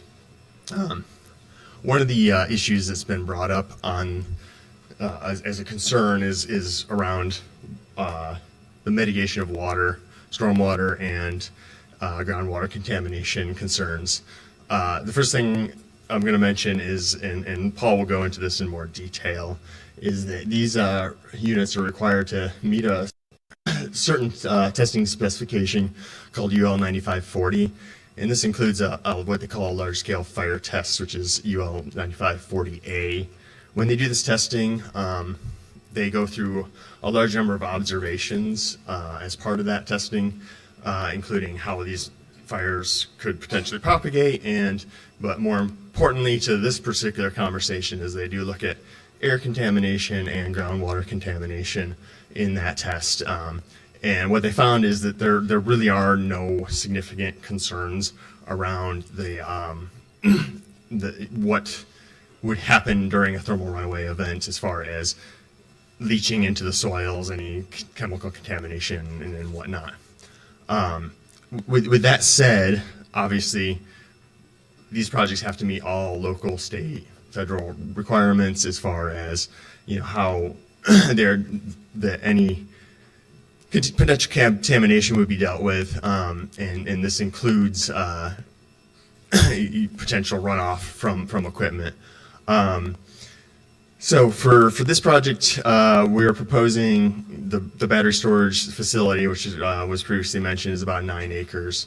In addition to that, there will be a project substation, which will be a couple acres, and a project switchyard, which will be another couple acres. That's what adds up to the approximately 15 acres when we include the retention facilities. So there will be ponds as required on the site. The stormwater will be required to meet all the local codes. It'll be developed in a very similar fashion to a commercial facility where we have large impervious surfaces. In this case, it would be a pad for the battery storage facility as well as a substation and switchyard. And there will be ponds and other mitigation measures, culverts, things like that to deal with that. Very similar to like a large parking lot or a large building that has a rooftop. The battery facility itself will be constructed on a pad that will include a fill material, usually like a road base, fairly impermeable material. This is primarily because it's needed for construction purposes. We'll be bringing large vehicles onto the site, including cranes to lift these facilities and these units into place on top of foundations, as well as construction of the foundations and whatnot. So the whole surface will be prepped prior to any construction happening in order to accommodate the construction. This will also serve as a solid base for O&M purposes once the facility is in place, as well as for any emergency access through the site for any first responders. As a result, anything that would come from the batteries, which again is pretty minimal, there's no liquid inside of these batteries besides the aforementioned cooling water, which again is similar to what you'd see in your radiator in your automobile.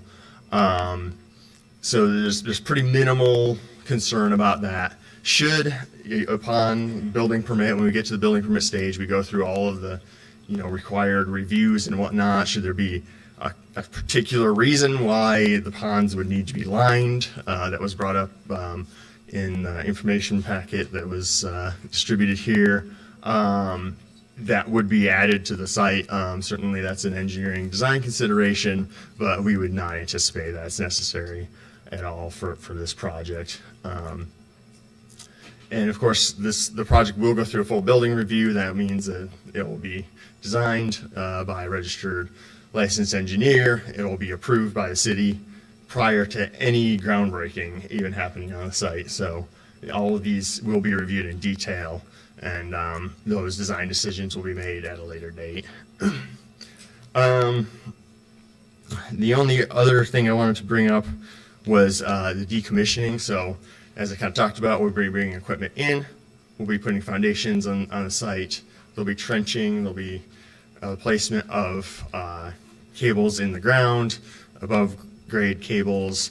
There'll be construction of the substation itself, the switch yard, and then the addition of the battery units, the PCS units that were previously talked about, some ancillary equipment and whatnot that'll go onto the site, fences, ground cover material, et cetera, et cetera.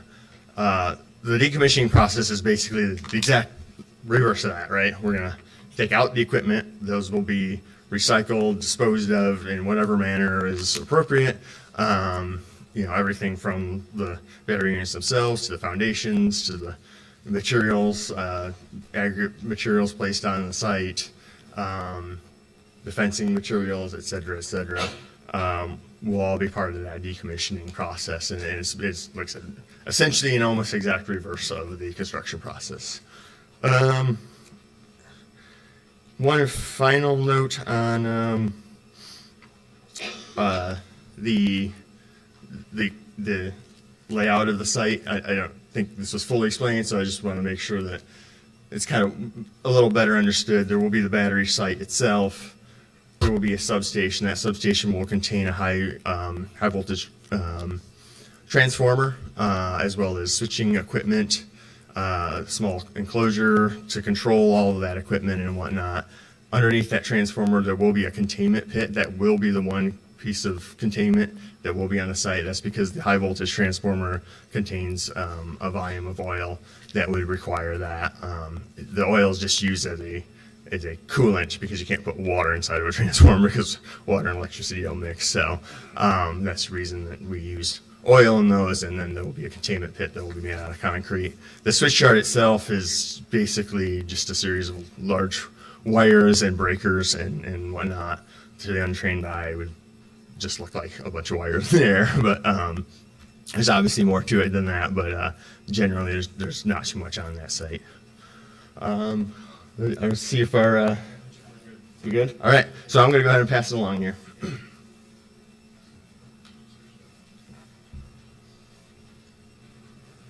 Okay, good evening. I'm Jeff Jackson. I'm the Senior Vice President of Project Execution. Thanks for your patience. We've got a little bit of technical difficulty here, so what we're going to try to do is call him on speakerphone and see if that works. Otherwise, we can run through a few of the items as kind of the final presentation here. So.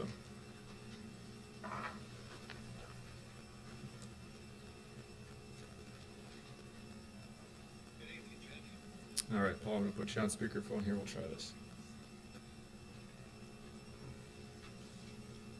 All right, Paul, go ahead and give it a shot. Good evening, Commission. All right.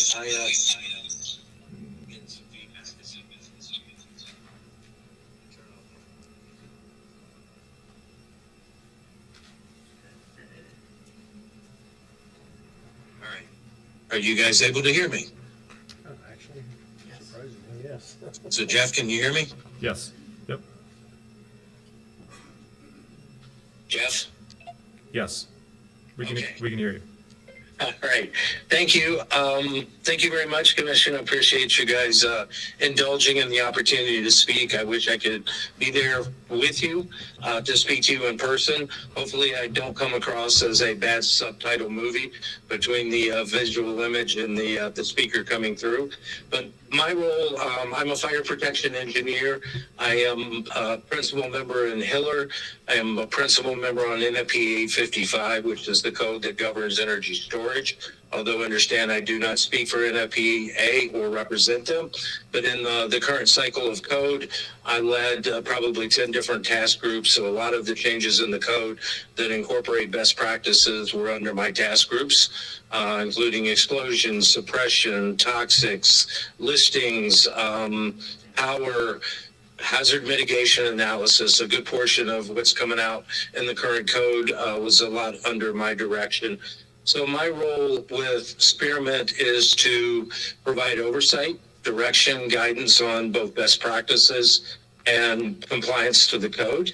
But I'm really here not to go into as much detail. Hopefully what I'm here to do is answer your questions, but be careful your questions because I can speak for hours on energy storage safety. So I would ask that due to the technical difficulties a little bit here, if you guys could help me keep organized on the questions, I would appreciate that immensely. So Chris went through an awful lot of detail on some of the things that are being implemented. I'm going to give you a little information on why. So if you would go ahead and start the slides for me, please, Mike.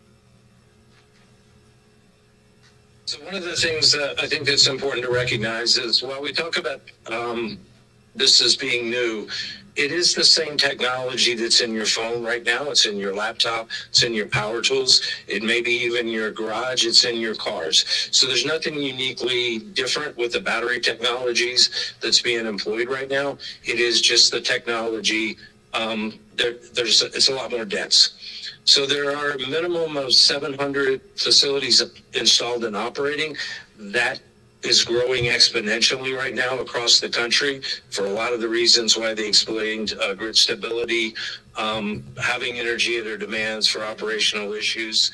But while we've seen the industry grow 18 times in the last 8 or 9 years, the total number of events has decreased significantly as a percentage of energy storage. Unfortunately, a lot of the events are associated with older technology that are not necessarily up to current standards. One of the things we've got in the current code is actually some things for a fire marshal to be able to go back and do a look back so that they can look at older technologies and make sure they're brought up to current standards. So even in the next 10 years or so, we expect the energy storage to grow by 15 times. Next slide, please. So one of the things we talked about is, okay, there's a lot of things in the news. And I noticed there was a website that was posted for this meeting that brought up a lot of the incidences. I'm willing to speak to any questions that you guys might have. Almost all those incidences, I've been involved in some fashion or another, either helping them deal with the problem or providing support to the HJs and fire marshals. So I'm not going to go into any details. I'll leave that up to you guys to answer any questions. But you can see from this that the growth of this industry has been significant for good reason. We are trying to move to that clean energy, and when the wind doesn't blow, we don't have energy, and when the sun doesn't shine, we don't have energy. So a lot of that is bridging the gap. But the incidences overall have dropped 97%, and you'll see some of the incidences are really older technology or building centered, while this is focused very much on containers. So next slide, please. So part of what we've seen from past incidences, lessons learned, that's part of the privilege I have and the honor of being involved in the incidences that I can take lessons learned and put them into the code. So unfortunately, codes are built on the back of failures of the world, and we develop those codes and improve those codes. And we've seen a lot of changes in the last 3 cycles. Largely because some of the early ones were focused on fire. Now we deal a little bit more with gas production. The battery types have changed. While they're still lithium ion, they don't create as much fires, but they do produce gas. That gas tends to be a combination of hydrogen, CO, CO2, and hydrocarbons, with the most part being hydrogen. So a number of the sites have to do with human failures, more so than battery failures in themselves. The comments, unfortunately, is the batteries were the victim and not the villain. So it started with the human incidences, which unfortunately is uncommon in the world. Part of a lot of the fires we've seen when we look at both smoke and water runoff, we don't encourage them to put water on them for the reason is it typically doesn't penetrate. The batteries can reflash. They tend to burn up quicker and the incidence is over. We don't jeopardize life and safety. And we tend to burn off any contaminants. So a battery fire doesn't present too materially different than a house fire. And that is not to say that either one of them are good to breathe. You should not be breathing either. But there's some rough chemicals that are in a house. Your batteries, when they burn, tend to be the plastics. It's not so much the batteries, but it's the casings that cause the contaminants that we see. Again, in the hotter the fire, they tend to be reactive. But a lot of the reports from the AHJs, the cities that came out of New York, that came out of San Diego, they did not see any contaminant levels of any concern at property lines that would cause any health and safety issues. So next slide, please. So a lot of things that we do for safety, Chris did an excellent job of going through a lot of the details. So again, I'll leave it up to questions if you guys have them, but we do provide the sensors and the monitoring to tell us what's going on. BMS, battery management system, is probably the most key component that we have to deal with. There is a BMS in your phone and your computer. Basically, they monitor and control the charge so that we don't overcharge or undercharge, that it keeps the balance. So when you see even your phone gets hot, you know, the battery management system's in there shutting it down to keep it under control and keep it cool. So one of the things we do is emergency response plans. We give specific trainings and we design to those applicable codes. And all those things that Chris mentioned, I'm going to tell you where they came from. We'll give you a little insight on that. Next slide, please. So there is an awful lot of codes that are out there in the world right now. One of the most critical pieces is that all of this equipment has to go through UL. And it comes up through UL 9540 as the certification that takes all the components, all the subcomponents, lists them, checks them out in the factory, both from a QA/QC standpoint, from an operational standpoint. We monitor a lot of the fire codes. As we mentioned, 855 is the overarching code that is part of Indiana. So not only do we look at the code requirements, we do look at best practices. What did we learn?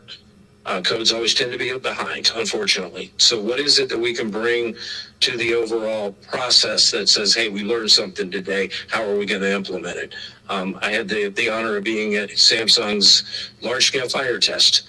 One of the things that we have in the code is we make an assumption. Now, keep in mind, as a fire protection engineer, I have to look at it as an if, not could. So if I assume something's going to happen, and then what am I going to do about it? It's not a could happen. That's a risk assessment. It is, okay, what happens? So part of the requirement in the code is that a large-scale event will happen. So as such, we do a large-scale fire test. We light a whole container up. And I've had, again, the honor to be 50 feet away from a container that was fully engaged without protective gear. So I know what they're like when they're on fire. But the main reason we do that is if an event happens, that we can say that we don't get that propagation. All right, we're going to lose the container. But again, an asset is not worth a life. We do not want to engage our first responders to protect a piece of equipment. So the bottom line with that is we do not want it to go to the next container. Let the event go over, observe and contain, and let the event be done. So that's a lot of the codes that come from. Next slide, please. So we mentioned the 9540. A lot of the subcomponents are different UL listed systems. So our battery management systems, our inverters, our converters, our controllers. All these things are critical to managing the load on the batteries. So when we get a stressed battery, we take it off load. They tend to settle down. But all that equipment is there to monitor that.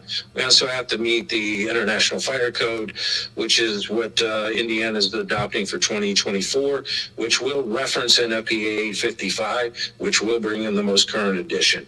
So our goal is to protect safety, shock, and personal injury. Next slide, please. So we've mentioned the 9540A. That is the standard for burning batteries. Effectively, it says burn a cell, see what happens, burn a module, see what happens, burn a rack, see what happens. But the code has recently added a large-scale fire test that takes us one step beyond, and most of the primary tier one people in the industry are doing those tests right now. We meet 855. We talked about the explosion prevention that comes under NFPA 869, which is a standard for removing gas. So if we have gas buildup or we have a failure, we turn on the ventilation. It moves that gas out, which I mentioned is hydrogen, 50% CO, CO2, and some hydrocarbons. Then we probably move it into a fire condition by moving that air through, which is a better condition than having a potentially explosive condition. Then we talked about the NFPA 72, which is the fire code, the alarm devices. We also put a what we call a first responder station at the front entrance, so that when the fire department shows up, they know what's going on, where it's going on, and what the event looks like. Next slide, please. So we did want to mention remote setback. It is a section on the code that says if we're over 100 feet away from buildings, lot lines, buildable public right-of-ways stored, other exposures outside of grid pieces of equipment, then we define it as an outdoor remote locations, which effectively reduce a little bit of the requirements, mostly water, but we're not encouraging water to be put on batteries to begin with. Unfortunately, water can make the condition worse. Next slide, please. So the things we want to do to make sure that the community is ready, and that is, again, our role to look over the shoulders and ask the questions before the fire department has to, before the council has to, is what standards are we meet? Are we providing the right products and the equipment? We're training the first responders to deal with an event. The sites are monitored 24/7 through a remote operating center, as well as a call out tied to an NFPA 72 that would dial into a continuously operated facility that would call the fire department. We will train the fire department on commissioning, operation, annual reviews, as we know that, firefighters change. So we want to bring them up to speed, bring them in annually, say, here's what we know, here's anything we've learned. We as experts are available. I will offer that up to the council, the committee, because this is not the first one. If you think of something, you have a question later on, please ask. We're here to answer those questions, because one of the best things we can do is educate in the world, in the industry. So as much as we can provide that information, please ask. So we are available. We have met with the fire department. We have given them information, tried to answer their questions. Mention again that first responder communication that requires under the NFPA code to be inspected. So with that, I think that's the last slide.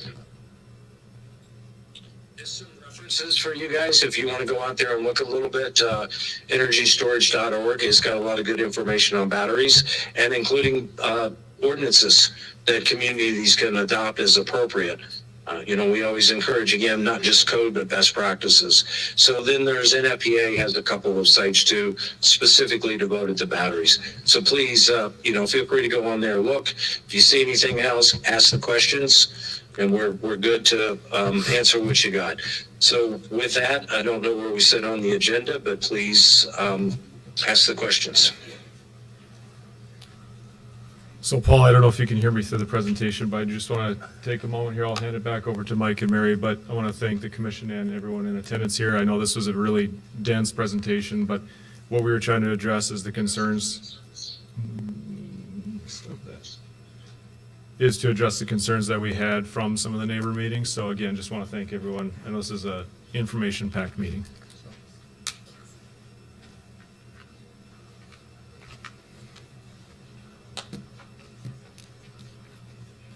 Yeah, so I think we'll conclude the presentation there.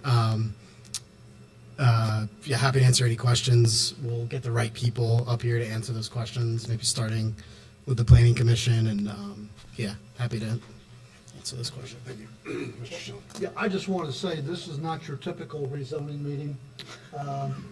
a lot of information that we normally don't talk about in a rezoning meeting, because most of what we've talked about tonight would be talked about during site plan approval.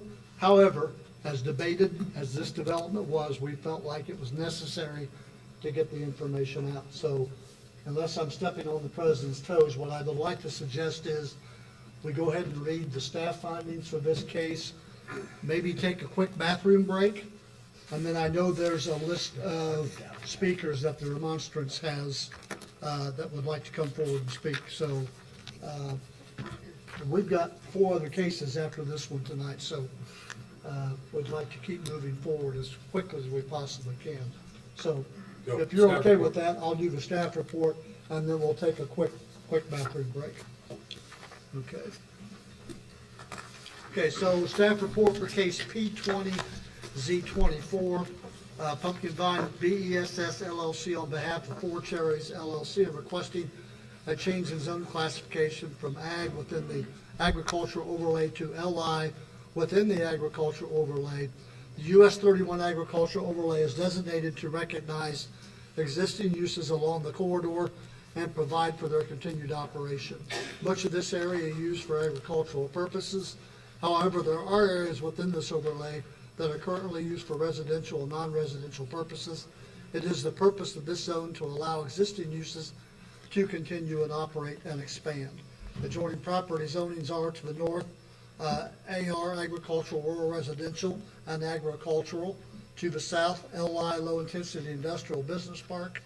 To the east, agricultural and R1 very low density residential, and to the west, LI low intensity industrial business park. According to the City of Kokomo Comprehensive Plan future land use map, the proposed parcel is located in an area designated as US 31 agricultural.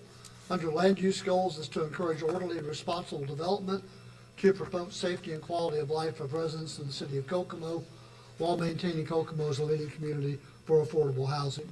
Relevant land use objectives are to encourage adequate land for residential, commercial, industrial, institutional, and recreational uses. Designate specific districts in the community suitable for residential, commercial, industrial, institutional, and recreational uses. The goal of the City of Kokomo Comprehensive Plan Transportation Map is to enhance connections throughout the city for improved safety, function, and efficiency for all modes of transportation, including vehicular, bicycle, and pedestrian networks. According to the transportation map, this section of Goyer Road is defined as a minor arterial. A minor arterial is a street that collects and distributes traffic to and from collector and primary arterial streets.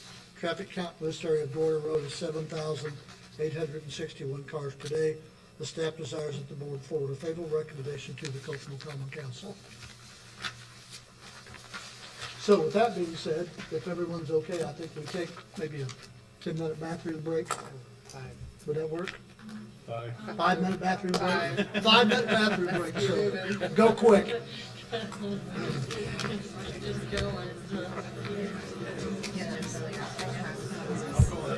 Same.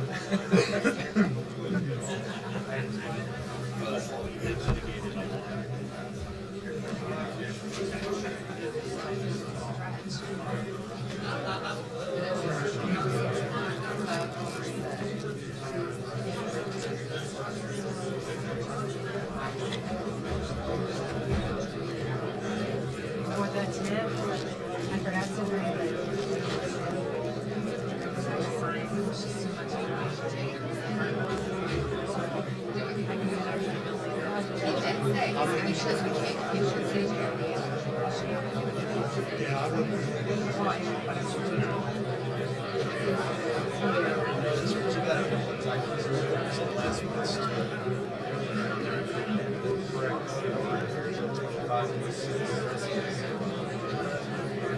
Okay, thank you. Thank you. It was a long agenda. I put those together and so many numbers. I have a line. So many numbers and stuff. Sure. Yes.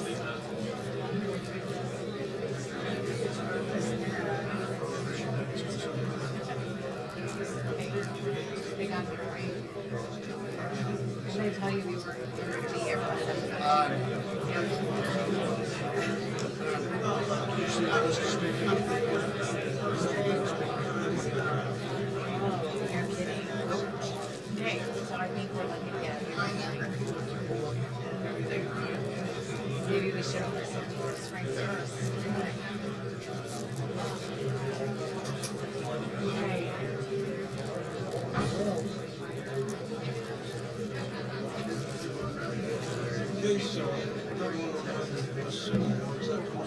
Yes, no, it's not come up. It's after these two cases. Yes, it's not come up yet. Is there Sprite back there? I think there's Sprite here, there's Coke back there. I think there's all kinds of stuff back there. I can go back there. Okay. Do you want anything to drink? Greg? No, I've got some water. Are you sure? Yeah, I'm good.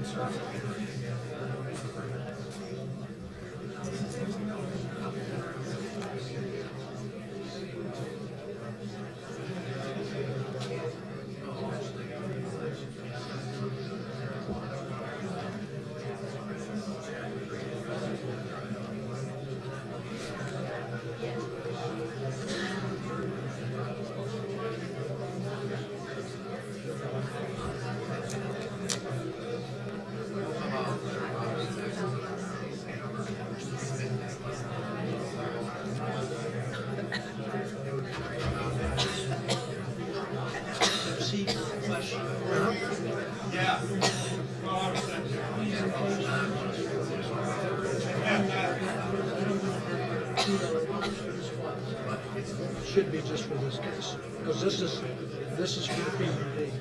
Okay, this is just for the rezoning. This is the rezoning to the PUD. So, I know.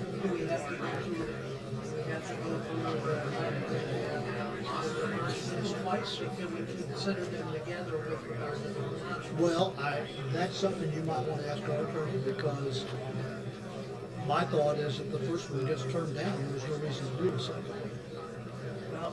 That's my thought. Okay. It's got a parcel number. That parcel number is not included. Okay. So, is that gonna be part of this or not? You have Maybe to we can ask council. Yeah, ask counsel. My question is, who is everything come up for both matters and have to do the I agree. that would be horrible for everybody, including the board and the listeners. My question is, and I think Greg mentioned, this gets started out, that makes this move. It does. I agree.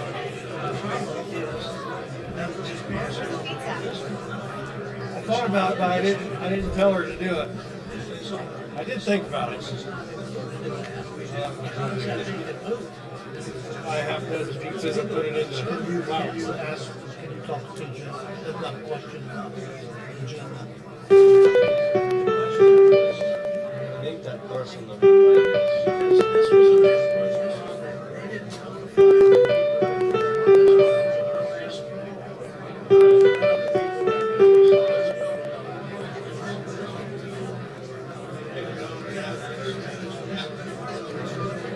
Can we hold around for Pete?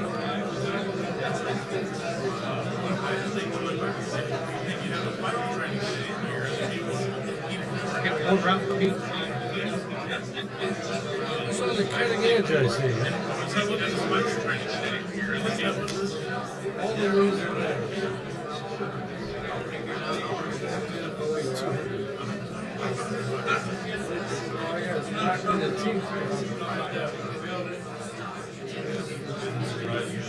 What's this parcel here?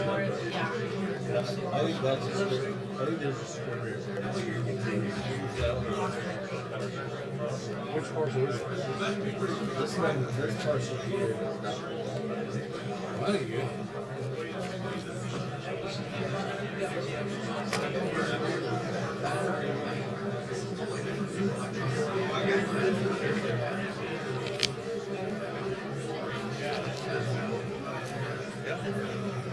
Still got cases to go, 117.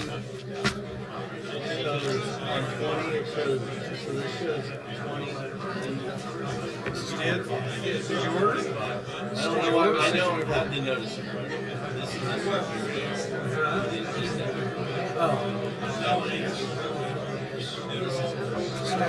this one. This is the old one.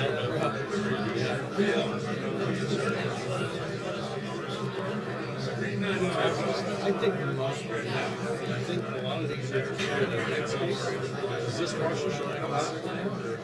And this part is like one here is what there is no 24. I wasn't sure. But I don't know.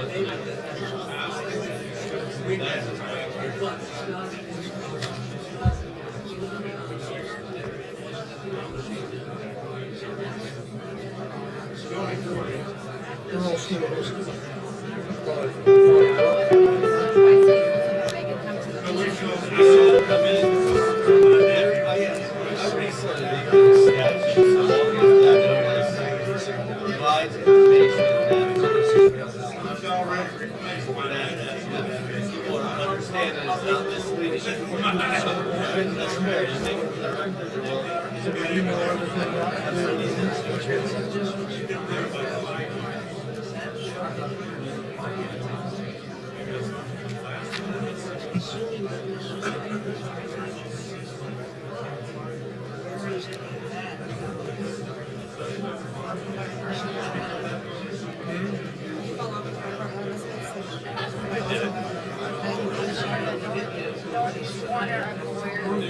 It's over here. Yeah,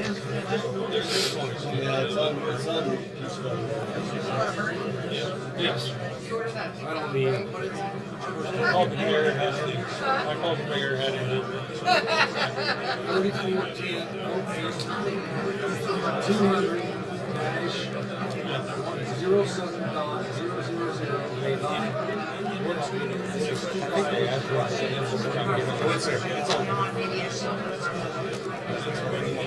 It's on it.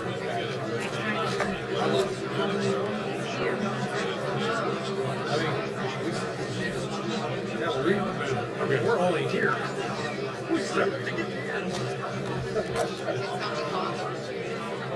Is everybody back up here? No, we need that. Well, they would have done separately, but on this, he's there. He's here. Because I think we're all here. Yeah, I'm fine with it. We're trying to do. Right, okay.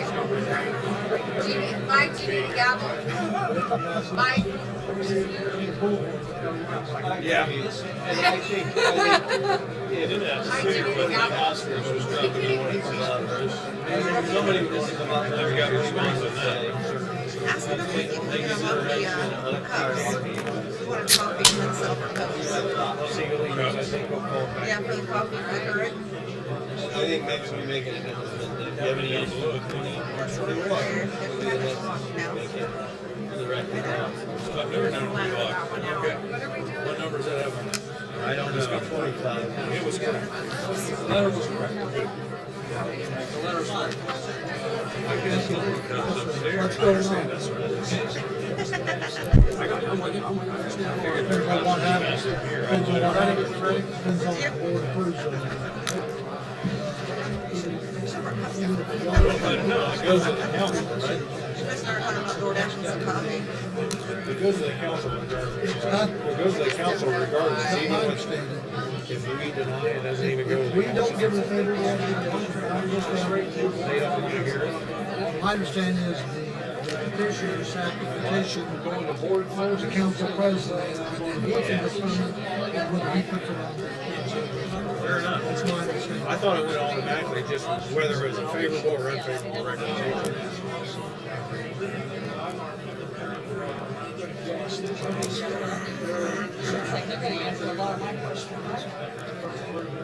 Well, That yeah, would be in the my room, guess. That's a correct no doubt assessment. about that. That's why this is such a. We're gonna need a count. And I would suggest the same with. Okay, folks, take your seat. Let's go. Good? Huh? All right. So do we want to go ahead and just open it up to the remonstrance speakers? Is that what we want to do? And then open it up, because they've got a list of speakers that they want to have. And then open it up to. Okay, the way I normally do, I told the board, I'm asking if the board's got any questions, and then I'll go to the audience. Okay. All right. Now we've had the presentation. Does any board members have any questions or comments before we move to the audience? Is there anyone in the audience who wishes to speak? Please come to the microphone and state your name. Excuse me. I'll get you if you're going to be a part. Thank you. Please go. Brent Owens, 1276 South, 200 East is my residence. I also work for the CFD companies at 2704 South Goyer. And if you saw some of the pictures, it would surround that building on all three sides. So what I want to do is, obviously, we have a flyer out here. We have a lot of concerned citizens. We now have almost 1,000 signatures on a petition. If you want any of that, please see me. I want to give a little bit of background on CFD. My father started in the business in 1969. He's been in this business for 55 years. He's been in the Kokomo area. In 1982, he started Creative Financial Designs. We're a national registered investment advisory firm. In 1990, he started CFD Investments. We currently serve 150 producing financial advisors, over 50 registered assistants. We employ 60 people at the location at 2704 South Goyer. We are currently, from a broker-dealer standpoint, ranked number 38 out of all independent broker-dealers across the country. There are about 4,000 broker-dealers in total, and we've done all that domiciled here in Kokomo, Indiana. We currently manage over $7 billion of assets. We serve over 50,000 households, including over 2,000 households here in Kokomo, Indiana. One of the things that we have tried to do as a company is we've tried to be a light in this community. Like I said, we employ over 60 people right now. We are in the process actually of expanding because we have grown so much in the last several years. We currently have a 44,000 square foot building. We are wanting to add about 12,000 square feet to employ another 15 to 20 people in the next 2 years. In the next 5 years, our plan is to have a firewall between the existing building and the next building, and we're going to add another 27,000 square feet as a result of the growth. So we feel like, from a light standpoint to our community, being able to employ people with very good jobs, that's very important. The main thing, though, that I'm here for is why do we oppose this? It's a hot topic all across the country. On that flyer, we do have a lot of articles, videos of planning commissions all across the country that have had to deal with this. And so the question is why that location? And is it about profits or is it about people? And the reason why that location is so hot, it's because it's about profits. I'm here because we're here about people.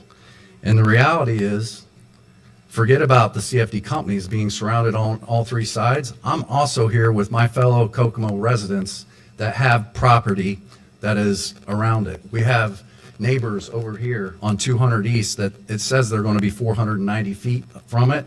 I'm going to let them speak and tell you how close it's really going to be, but it's closer than 490 feet to the property line. I can guarantee you that. In any given year, one of the biggest things that I'm concerned about is health. They stated that they've been around since 2020. How many of these projects have gone full fruition? Being in my business, I've seen hedge fund managers, I've seen private equity, I've seen limited partnerships. I can assure you that all these things start off well-funded. We just had an election. How much tax credits and how much additional funding is going to be going to these things before it dries up? As elections cycles happen, money does dry up. And my question is, after 20 years, who's going to be holding the bag? So there are a lot of concerns about that. As I said, in our office building, we have 7 in-house financial advisors. We do have over 2,000 clients in Kokomo.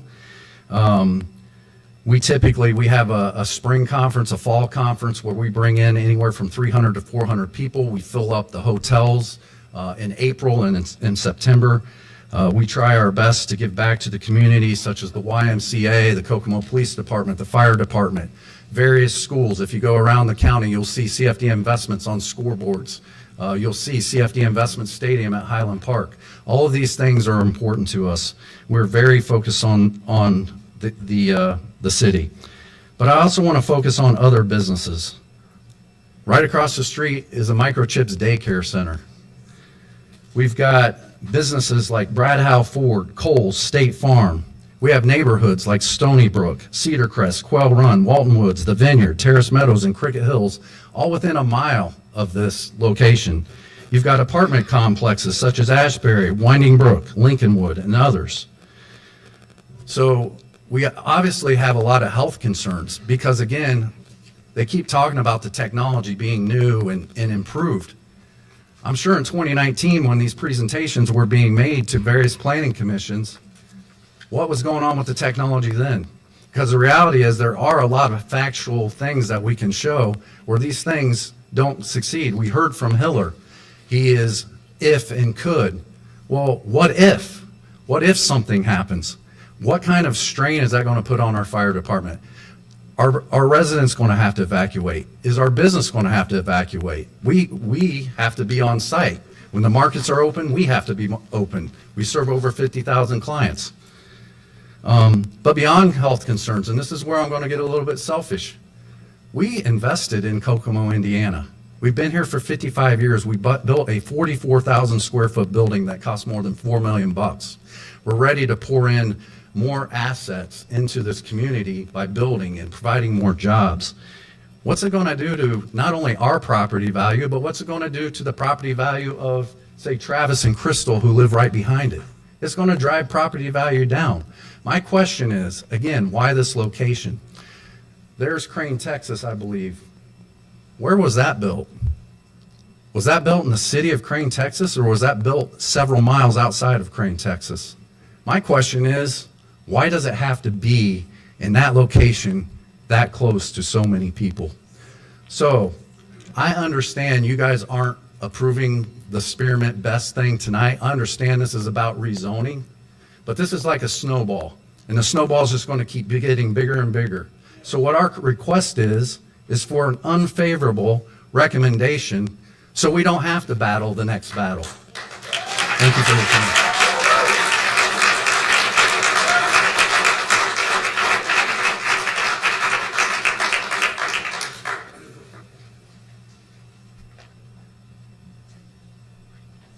Two 2324 North Apperson Way. My name is Rafael Lopez, and I was born and raised in Kokomo. And I think this city has a lot of good things and a lot of developments that could happen that could really flourish not only the city but the people who live here. Would I be able to pull up that PowerPoint, IT? Threw together a little PowerPoint to show you guys what I've been working on. So again, I'm a concerned citizen. I heard that they're going to be throwing a bunch of batteries in the city, so I did some digging. And these people are talking about how it's getting safer, but when you look at the numbers, the Electric Power Research Institute shows that the increase in failure rates has been increasing year by year. The numbers have been going up for fires. And these fires are toxic. A lithium battery plant caught fire this past weekend in Missouri and killed thousands of fish where the smoke blew over this river. And these guys are proposing unlined ponds. What's going to happen if these ponds get contaminated? So I've done some digging. I went ahead and mapped out the area, the square mile radius, and all the yellow dots are logs I have of these wells. And upon further investigation, the static water level is anywhere from 10 to 30 feet. It's not very deep at all. And I have 10 logs right here from the DNR, from the state, showing that this water level is very shallow. And so let's say there was a fire and these ponds got contaminated. It doesn't have to go very far into the ground to contaminate these wells that these people are drinking on, that these residents live by.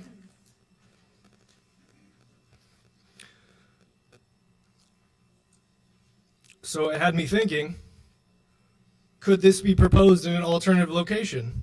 Could there be a better spot that's not directly around these residents, around these businesses? Could it be outside of the city? And so I was looking on Beacon, and I found myself, a citizen, 6 different places where this could go. All these places are near transformers. They could plug into the grid. They're not next to residences, they're not next to businesses. And so I beg the question, why does this have to go here? Why are we letting these guys rush this project to go here when there are other locations this could go? And that's all I had to say. Thank you.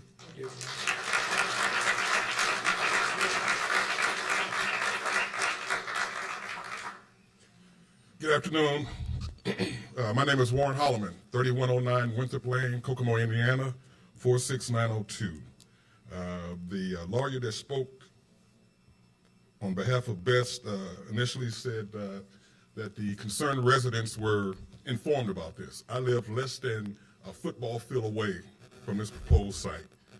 I haven't seen anything in the mail. My neighbor just happened to report something to me, and so I came out. So I haven't seen anything, a knock on the door, or leaflets or anything. I don't get the local paper, but maybe that's on me. But I haven't seen anything. They say they're reaching out and letting all the concerned people know that's not true. I live less than a football field away. Just a couple quick points, negatively impacting our property values. That's gonna happen with this battery plant going in. Who's gonna wanna buy my house with a battery plant several yards away, several hundred yards? Nobody. Would you move in, sir? I'm not gonna answer that. Okay, all right. The health and safety risk, if the thing catches on fire, I'm no rocket scientist, but I heard about runaway and propagation and all of these things for battery fires and whatnot. That causes a problem for me and my family and our health if that thing does catch on fire. They've already said that it's happened, and I'm going to kind of make this point, and I hope everybody gets this. They had a incident in Texas a few months ago, maybe it was, where I think it was a gas line or a fuel line got hit, and the neighborhood that was right across the road was ruined, right? All the houses caught on fire, melted the siding and all that. So when they built that place back in the 60s or the 70s, or whenever they built that energy site, they don't know what we know now. And so you're telling me now we want to put something like that right across the street from a daycare? I'm on the backside of that daycare center. And so now in 2024, we want to build something that we know causes problems, and we want to put it in the neighborhood. The city of Kokomo does a lot of things positively. I'm originally from St. Louis, and I can tell you that moving here, I saw all the great benefits of the city of Kokomo. I've been here 15 years. I saw the benefits. Not a bad place to raise a family if I had to do it over again with my 5 kids. I could do it here. So, with that being said, grew up in the Pruitt-Nigo housing projects in St. Louis. 20 or 30 high-rise buildings with all the power stations and transformers and all that he talked about earlier, with the oil and the PCBs. All of that land is contaminated now. They tore those buildings down in the 90s. All of that land is still contaminated. They can't use it. That's what we're going to be introducing here in Kokomo. I'm not against energy and renewable sources of energy and all that kind of stuff. I've actually taken a class or 2 on it. So I get the idea of battery storage and wind harvesting and the sun and all that. Good thing. But it's about where we put it and how we use it. I'm not against it, but in our backyard, right next to the wells, and I don't have a well. I didn't know anything about a well hardly until I got to Kokomo. But I know they're important now. And you don't want to put this thing next to where you're getting your drinking water. I'm just saying. So thank you for your time, and just so you know, I am against this project, and I hope you don't rezone that land for its use. Thank you.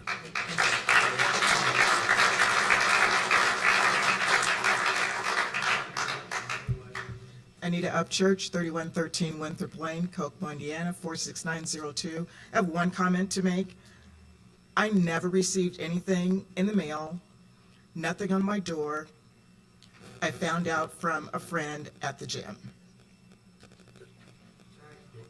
Yeah, just so everyone knows, this project was advertised according to state statute, like every project that we do is advertised, meaning neighboring property owners were notified with a letter. Adjoining property owners were notified. Adjoining property owners were notified. We have the list to prove it. Now, with that being said, there was also an ad in the paper which has to be done by state statute. There was also signs put on the property saying when the meeting was tonight. There's 3 different types of advertising that we had to do, and we did all of those. With that being said, you know, if someone got missed, that's why you have different types of advertising. And obviously, y'all heard about it somewhere because you're all here. So with that being said, it was advertised correctly. Next. Good evening. I'm Travis McGraw. I live at 1579 South, 200 East. Couple talking points since we started out as property value. We'll start out on that because listening to what we just heard, that sounds like one heck of a real estate listing for my property. Mason County, Texas. If you had this, it's on the internet. Christopher Dreyer. He actually just went through this. Unfortunately, it passed, and it was built right next to his property, which that's where I'm 158 feet. I looked at the overlay. He said it was 490 feet. It's more when I did an overlay from the corner of my house to right where his pinpoint's 428. It's 158 feet to my property line where my horses are.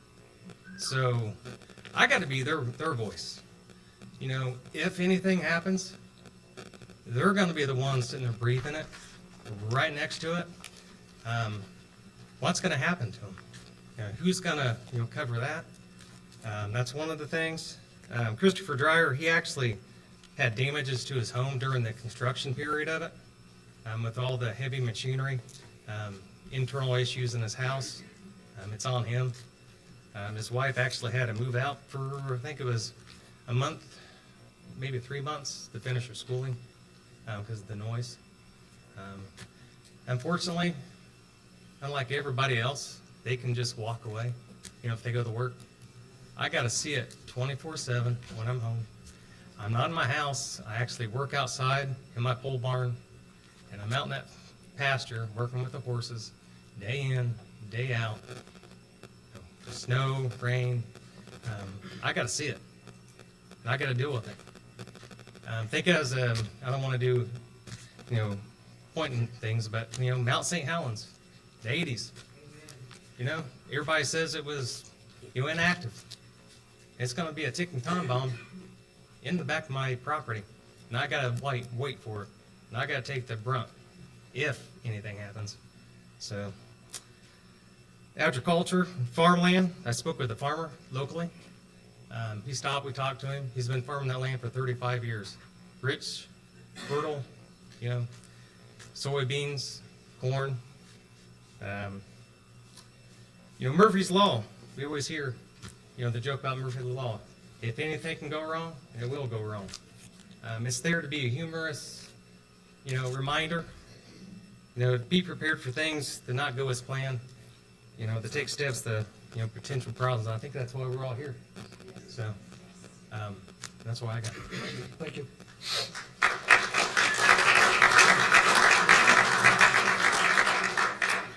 Hello, my name is Maggie King. I live at 1450, but we also own 1447 and the surrounding 8 acres. We were not notified. We're buying it on contract. The Trines were notified, but we never received a certified letter. The property owner would have. He did, but on a similar situation, we did receive a certified letter. And so I'm just throwing that out there that we were not notified, and I only know this because I'm friends with Crystal. So our property backs directly up to it, which is the wooded lot. I did not hear a lot of environmental, there's going to be a giant chain link fence and all this stuff. We have probably anywhere from 10 to 20 deer on our property at any given time. We have coyotes, we have dogs, and we also have a well, and I'm very concerned about that as well. Our water table is very low, and this is just something that there was not enough information out there, and I don't feel any better after they talked. So, thank you.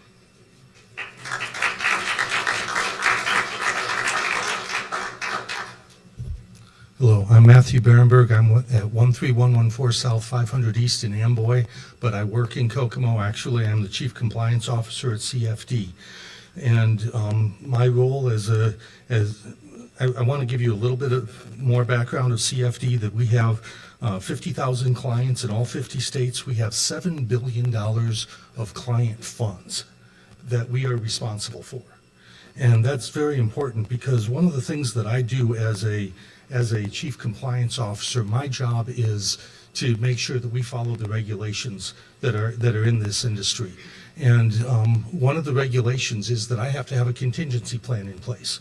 I have to have a plan in place that I'm able to continue to provide the services to clients as they may need, regardless of what might happen to us and regardless of what might happen to our facility.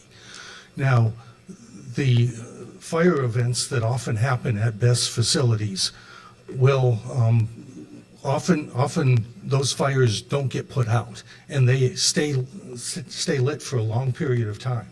They can be lit for an extended period of time, and oftentimes results in evacuations of the local area. Given our proximity, we would undoubtedly be part of any evacuation that would have to be taking place. And I have to plan for that. And I have to put together a system, a plan in place in order to protect against the risk of that, because our clients may still need the money. They may still need to access their money.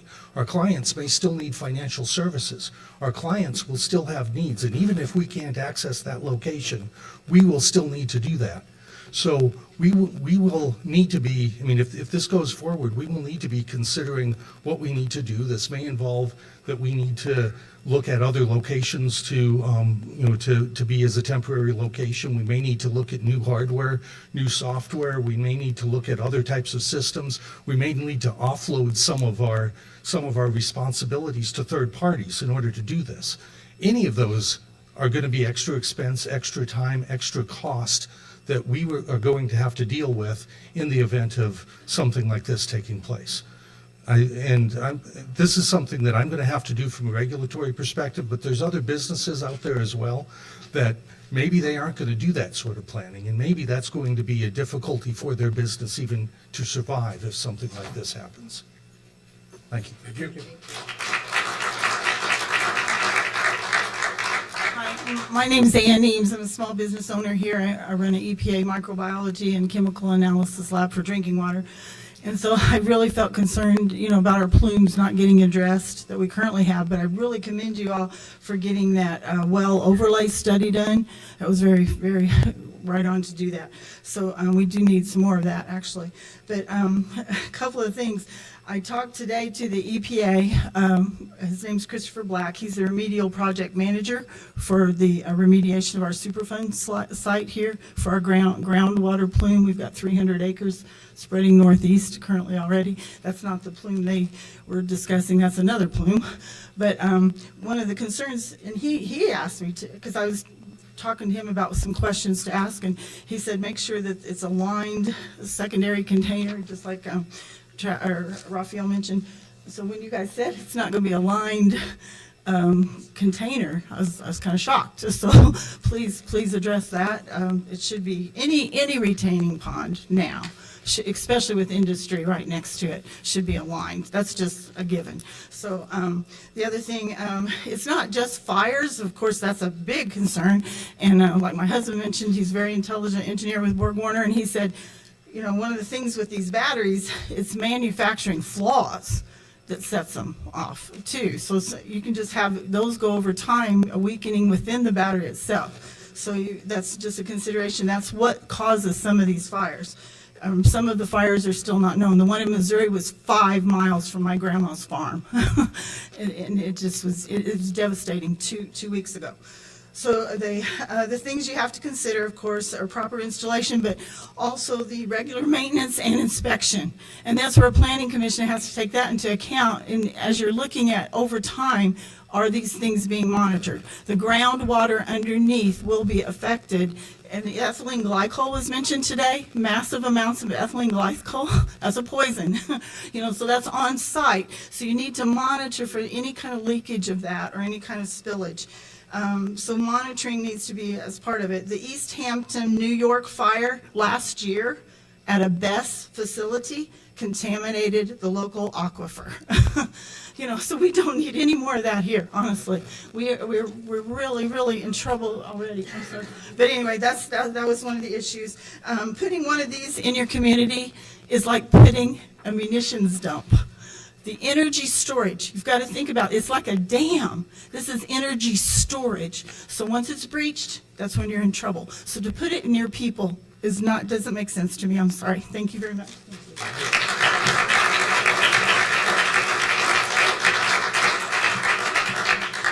So my name is Joe Rousseau. I live at 6412 West, 320 South. IT, can we bring up the Spearmint slide with Crane, Texas? Thank you.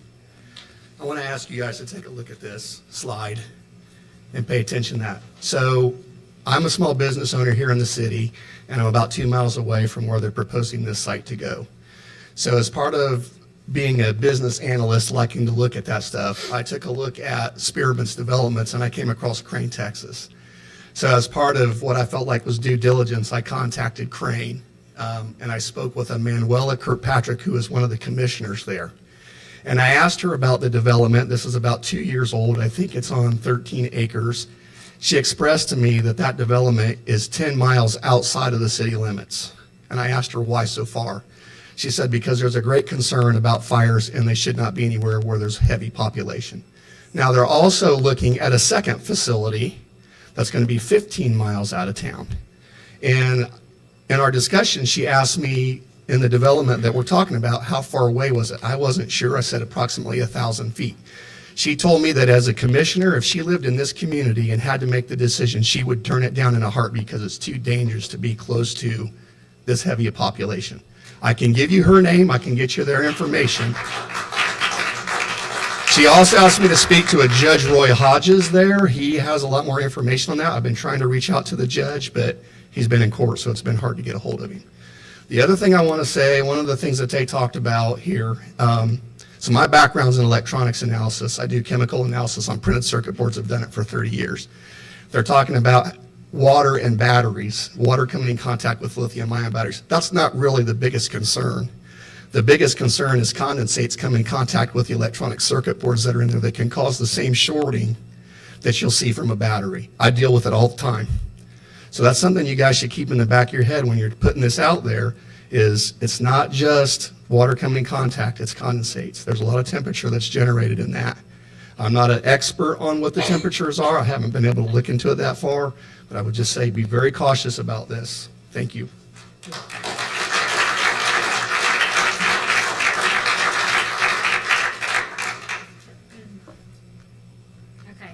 I wore my heels today thinking I might be tall enough for the microphone, but it didn't work out.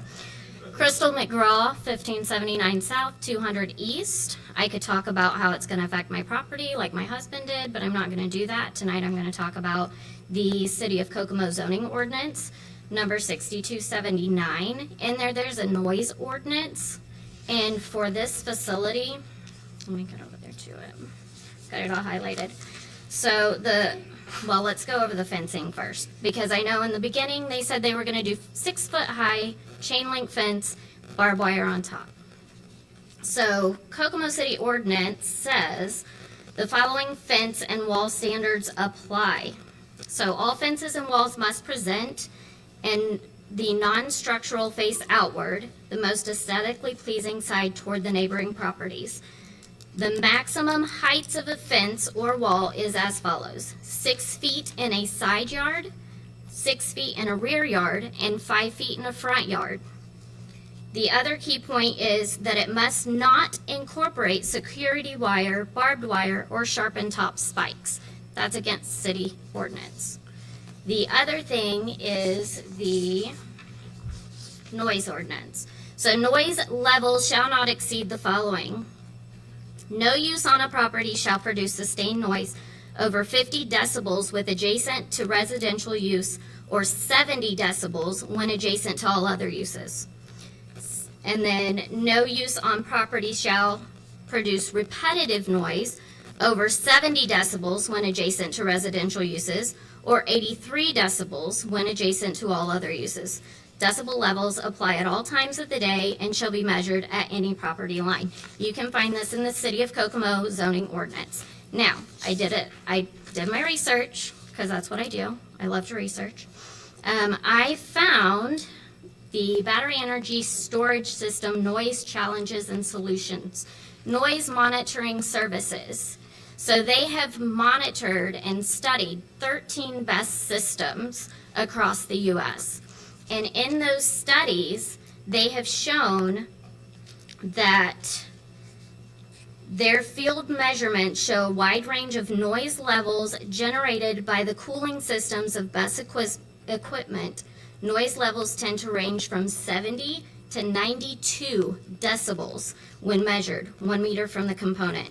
Key components and noise sources of BESS facility include batteries. Rechargeable battery units are the core of battery energy storage system. Battery units, often 20 feet in length and 8 feet in width and height, include cooling systems to maintain optimal operating temperature. The cooling system uses fans and condensing units which can generate noise levels up to 92 dBA at 1 meter from the equipment. Fan operations are controlled by an onboard temperature control system. During hot weather, it can be expected that all fans over the entire BESS facility could operate simultaneously as the batteries charge or discharge together. So what do they do in that case? They also have a plan to keep that noise level down. And one of their plans is to install a 20-foot high sound wall between the BESS equipment and the nearest residences. I don't think that's city ordinance either. That's all I've got. Thank you.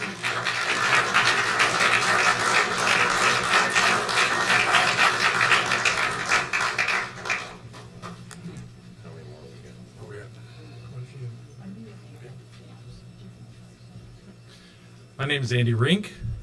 I live at 1705 Fairway Drive, Kokomo, Indiana. So I didn't have anything as dynamic to say as some of the others, but I did want to just actually relinquish my time so that other people could talk. But it did occur to me that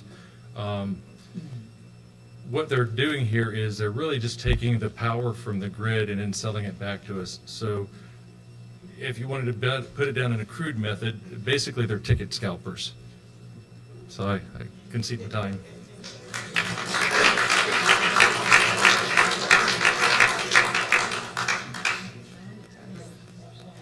Hi, my name is Maria Barnes. I'm currently moving away from 1276 South 200 East, but I also work at CFD Investments, so it's very close on all sides. Again, I just want to thank you all for taking the time to listen to everyone, and for allowing the first continuance so that yourselves and us can do more research into this project. I also want to thank Hiller, I don't know if they're still here, and Spearmint. I do appreciate them coming and talking to us and saying that they're going to keep everything up to date with the latest technology and further doing the research. Again, the concern here is not so much the project itself, but is the location. And so that's what I want to focus on today. One of my biggest worries is for our future. So this is a 20-year project. When I talk to the Spearmint people and from the research I found myself, none of these projects in the United States have actually gone through a decommissioning. So we don't have the data behind the soil testing, the water testing. Could this land, as they propose, go back to the agricultural use? If so, how long before we get the crop yields that we currently get in the area? Again, those crops feed our livestock that we then eat. So that is also a big concern for our health. If anything were to leach in the ground, which we don't know because it hasn't been studied, along with other studies that haven't been done that you can see from the EPRI on like air plume modelings, if there would to be a fire, they noted that the 100 feet setback is what it needs to be to prevent toxic gases. The thing that they're missing right now is that they say this isn't new, but the site of creating all these in the United States, I believe the first one was in 2012. So it is still relatively new in the grand scheme of other technologies. One of the biggest gaps is that they don't have the current instrumentation to be able to test the air quality as it would move downwind and things of that nature. So they can tell you from what we know right now, but if we don't have the instrumentation needed, then we're kind of drawing conclusions without testing properly for them, and that's one of my biggest concerns as well. And then I did have one question. I guess it was Hiller that was talking about it, how as things overheat, to prevent things from catching on fire, they have systems in place that the gases get released. Do we know where those gases are getting released? Are they just getting released into our environment? Is that going to cause any effects? Okay, folks. And then my other question was, in the past, they said these things were not drilled down, and they're not as much of a health concern if they're not moving.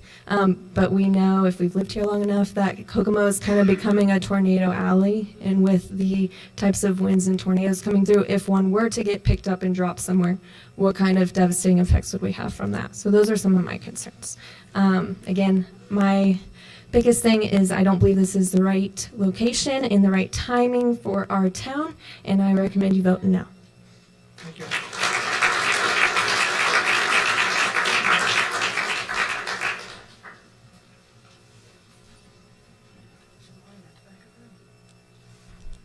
Clint Rocky, 5892 North, 700 West, Sharps Hill, Indiana. However, I've got two interests in this rezoning petition. The first of it is because I have ag ground currently in Howard County, Indiana, that's bisected by the 31 bypass. And a portion of that comes under you folks' authority, your jurisdictional authority. And looking through some things that are your guidelines, I've got to applaud and most definitely agree that your goals for the land use is to encourage development which promotes health, safety, and quality of life. Which then brings me to my second concern, and that's the safety of my family, including grandchildren, and my close friends, who if not daily, then on a regular basis, work in the CFD building. So I kind of set out like I guess most other folks would, to see if I could get an answer to the question on safety. And I think if I get this slide thing going, there we go. We've already seen this graph, and at first glance, and what you think you see is that failure rates are improving. However, both Mr. Reed previously and this representative from Hiller have read the graph wrong. And what you really see there, or what they spoke of, if I can get this red thing going.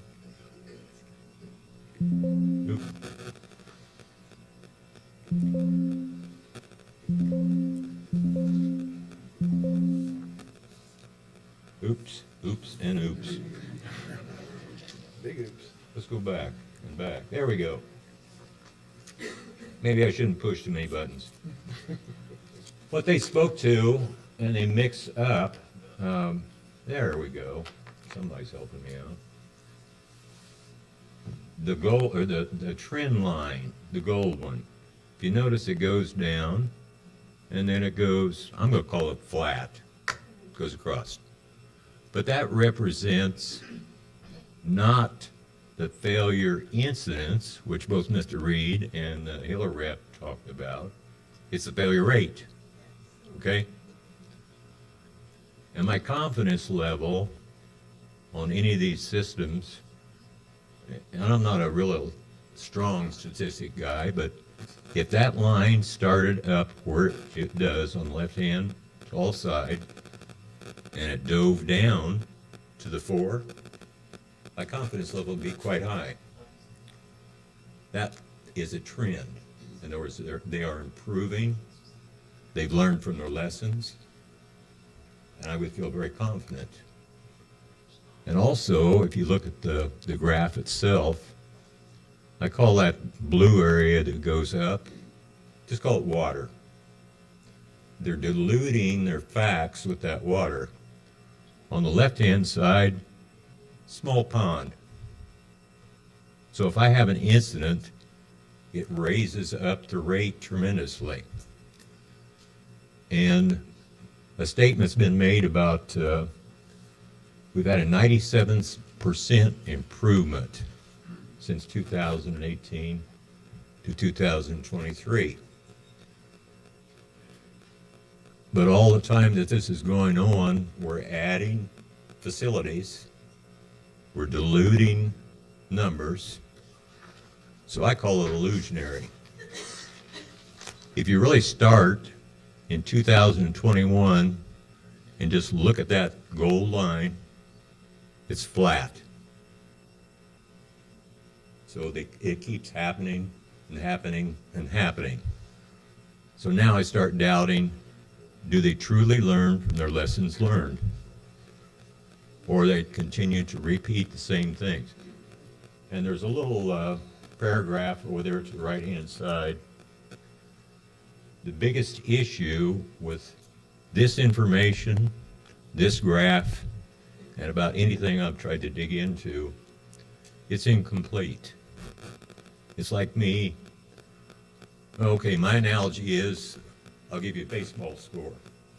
Cubs are ahead 3-0. Okay?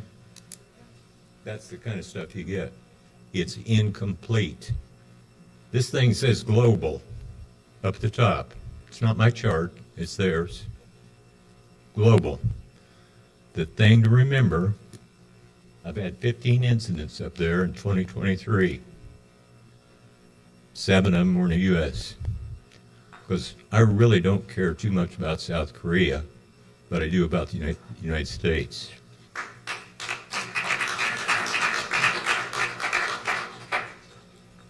I'll try to get the ship into the harbor here, but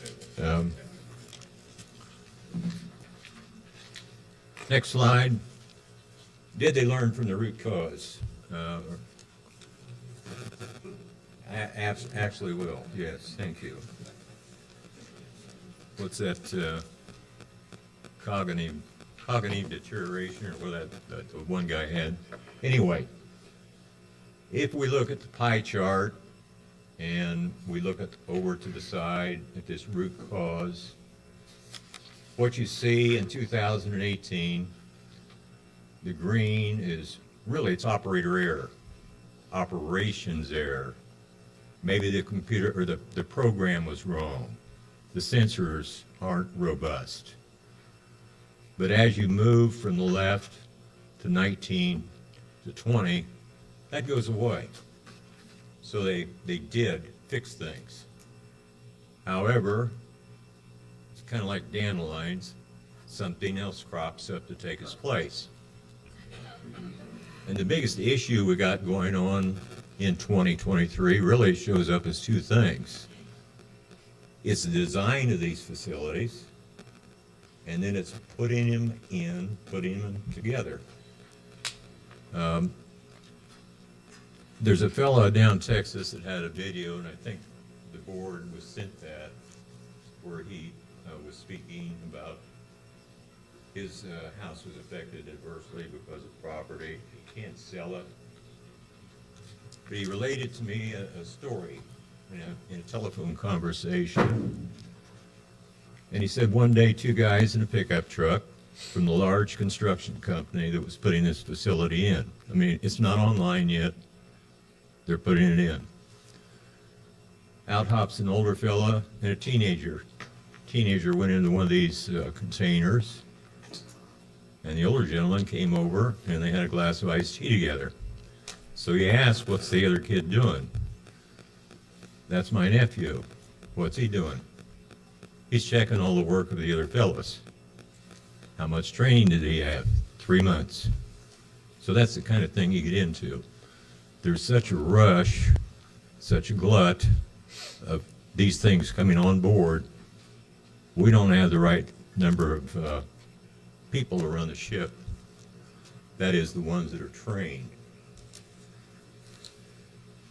And we know Spearmint also has a initiative up in White County, Indiana, Monticello. I'm sure there's others in the hopper. So my concern is, when that hopper gate gets opened up, I call it attention to detail. They got enough folks to do that? Do they have enough trained resources to do it right?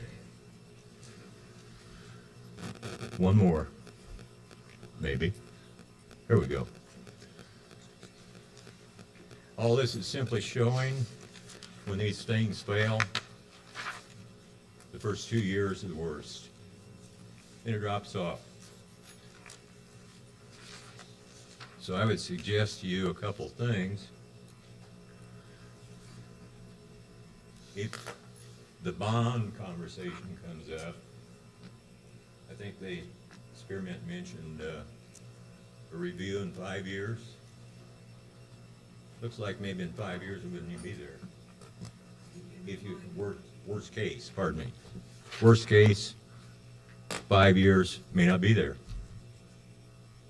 I strongly suggest your bond be established the first year and it would be reviewed every year. And the other part of this is, this really is, to me, the graph that you're going to have for your tax revenue.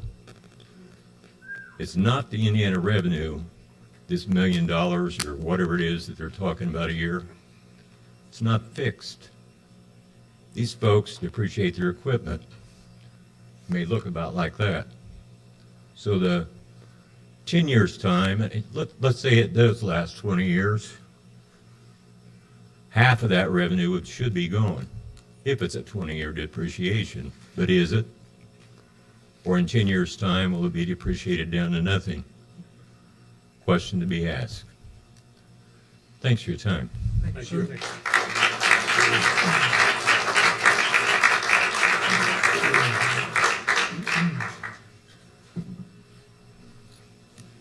We're getting there. Clee Oliver, 1424 South Plate, business owner in town. I want to thank Spearmint for their presentation, I really do. I believe over probably half of it, or maybe a lot of it, kind of made our case for the fact of having this unfavorable recommendation because of all the safety issues and doing this and monitoring and sensors and redundancies on equipment and stuff like that. Why? If it's really that safe. I mean, I know we've got smoke detectors in our houses and businesses and so on and so forth. This is just something that's really not really a proven, I think, technology is in. I've got a copy here of the Kokomo Comprehensive Plan 2017. Mr. Rocky had kind of mentioned it, kind of took my steam here. The goal is to encourage orderly and responsible development to promote health, safety, and quality of life of residents in the city of Kokomo. It goes on down and says land use patterns can have a considerable impact on the health and prosperity of the entire Kokomo community. This plan pays particular attention to the services and amenities that impact the lives of residents and the most. The future land use map illustrates where growth and development should occur using a handful of land and use categories. It's kind of hard to read, my eyes are getting bad, but it looks to be a map here. And if I can see right, it shows this area as an agricultural area. Unless it's changed, in the next few years, or in a number of years since then. Again, I encourage the board here to give a unfavorable recommendation. Thank you very much.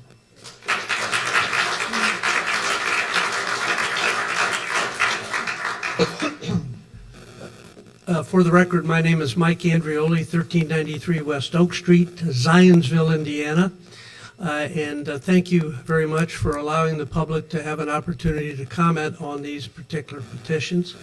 I had submitted last Friday a written remonstrance where I had a lot of data and links for you. I hope you've had an opportunity to look at that information and review that information, especially with regard to the volatility of these BESS plants throughout the United States. The studies that I tried to submit were not from paid consultants by the applicant, but rather studies that were independent studies that were done as a result of issues that have arisen throughout the country with regard to the BESS projects. Hopefully, you've been able to open those links and take a look at them, but I would encourage you to continue to do that and ask any questions if you can from a study standpoint. Also, let me thank you for tabling this from last month. Many times when these things occur, the applicants have a big head start. They're talking with staff. They're looking at talking with consultants and doing those types of things. And so very often the community has a very difficult time mobilizing to try to give you their thoughts in a coherent manner and an efficient manner so that you understand just exactly what concerns the community might have. So that extra time, I think, allowed the community to get better mobilized and be in a position to communicate their concerns and their desires with regard to this. Obviously, from my standpoint, I represent the Owens and their entities that are right next door and basically encircled by this particular facility. So those are my primary concerns, but obviously there are a number of people that live in houses around it, other businesses, a daycare facility, residential developments, that simply suggest that this is not the appropriate location for this. I'm not trying to suggest that this technology should not be given a lot of consideration by communities. It should, and for that reason, I would suggest respectfully that finding locations for these facilities is part of the battle in terms of making sure that they're sited correctly. We don't believe that siting it in this location is the correct location for the community of Kokomo, and hopefully we've done our job in trying to express that to you. One of the things I did want to give you there was an alluding by Mr. Owens to a petition. Petitions are kind of not my cup of tea. I think having letters and correspondence and those types of things, but they are meaningful to the extent that it gives the Plan Commission and the city fathers an opportunity to at least gauge the community and what the community's desires and concerns are. So for that reason, I'll go ahead and submit this to staff if I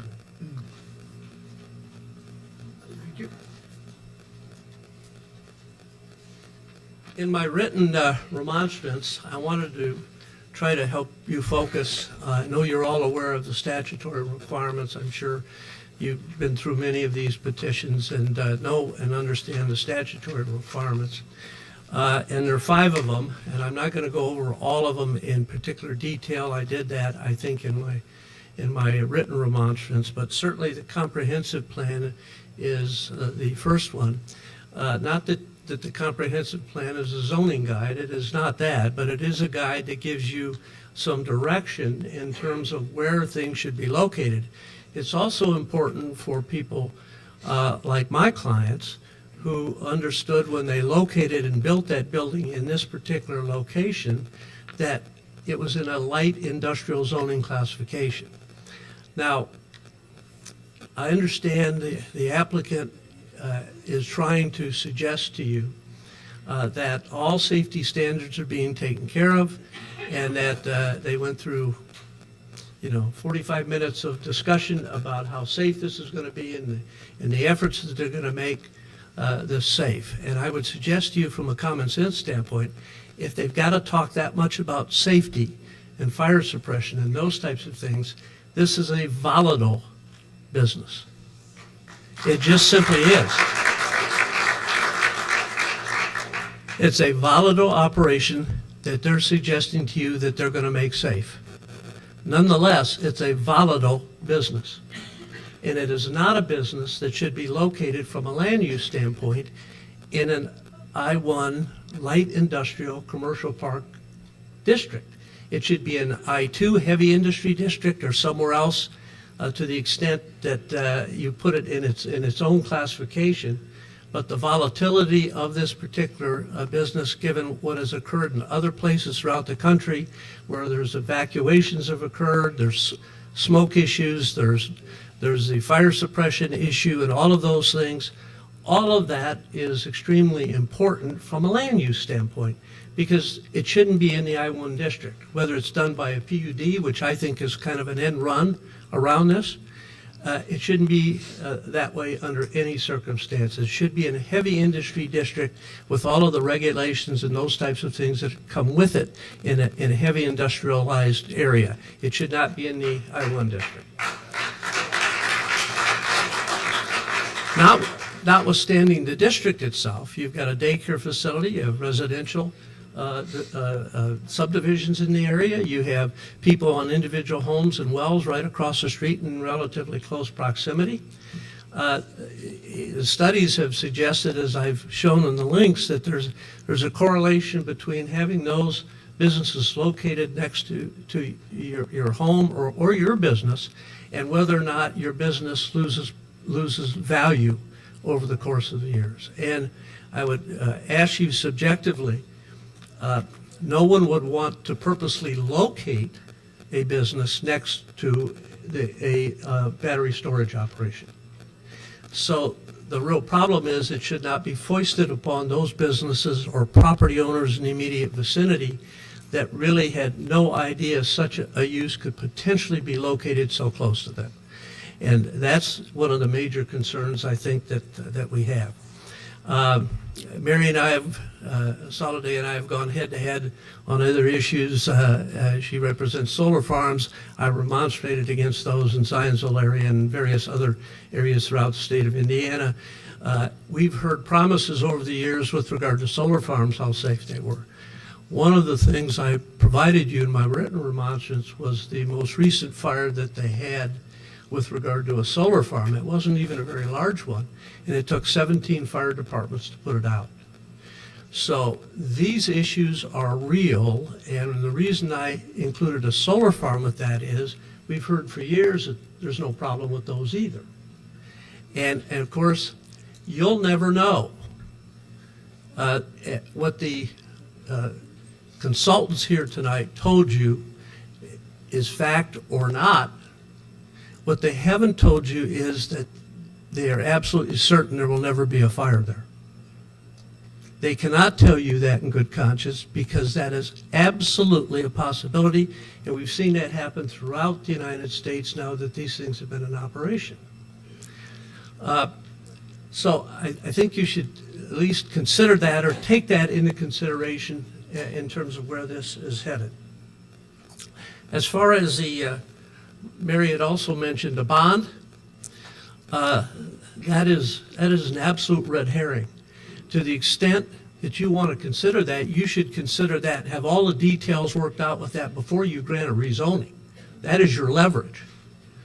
And I'm not sure that we've seen any of that information other than a representation that there's a bond. Bond will do you nothing other than getting you in a lawsuit with an insurance company if something went wrong. That's all a bond will do. Most of these facilities now, most of the prudent communities that are looking at either remediation or other types of things are not requiring bonds. They're requiring full letters of credit. And they're irrevocable letters of credit. The only way you can get one is you have to put up all the money for an irrevocable letter of credit. That's the only security you would have. A bond will get you nowhere and will get you nothing other than litigation with an insurance company. By the way, Spearmint's not going to own this. Spearmint's here presenting. They have hired the council. They have hired consultants from a fire suppression safety standpoint, but they're not going to own this facility. The rezoning is requested by Pumpkin Vine, LLC. It's put in an LLC. The parent company is, at least as I could see, the offices were in Miami. an LLC will own it. The parent company will have no connection to this whatsoever. If something goes haywire, you're not going to get anything from Spearmint. The LLC is going to own this particular property. They're the ones that are seeking the rezoning of this particular property. They're the ones that will own the ground where this will sit, not Spearmint. That should give you pause and some suggestion. And I'm not suggesting that if I was Spearmint, I would do it any different. I would do the same thing. Because this is a way to protect them and limit their own liability. One of the things I suggested, I thought was kind of an interesting thought, is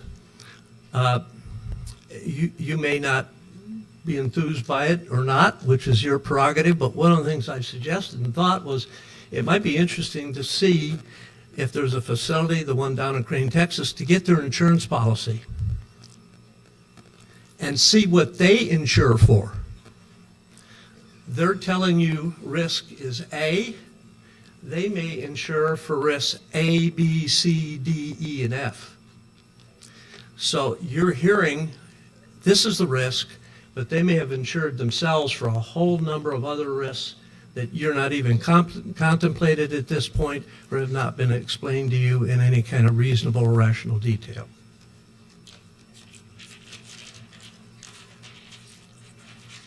In addition to the Missouri case that was provided to you in terms of has just happened, the explosion and fires down in Missouri from battery operation. But the one out in California was provided, and I think maybe Brent even had submitted a video of what went on there. And in addition, we submitted as part of our link some testimonial from what some of the residents had to say about it. Because there were evacuations, there were all kinds of issues that they had to deal with. The constituents here do not want to have to deal with those in the future. You don't want them to have to deal with those types of things in the future. The best way to do that is not cite it in this location, but if the applicant is serious, since they've also made a presentation, we understand from my sources, up in Monticello and White County, maybe there's another location that they could find, not this particular location.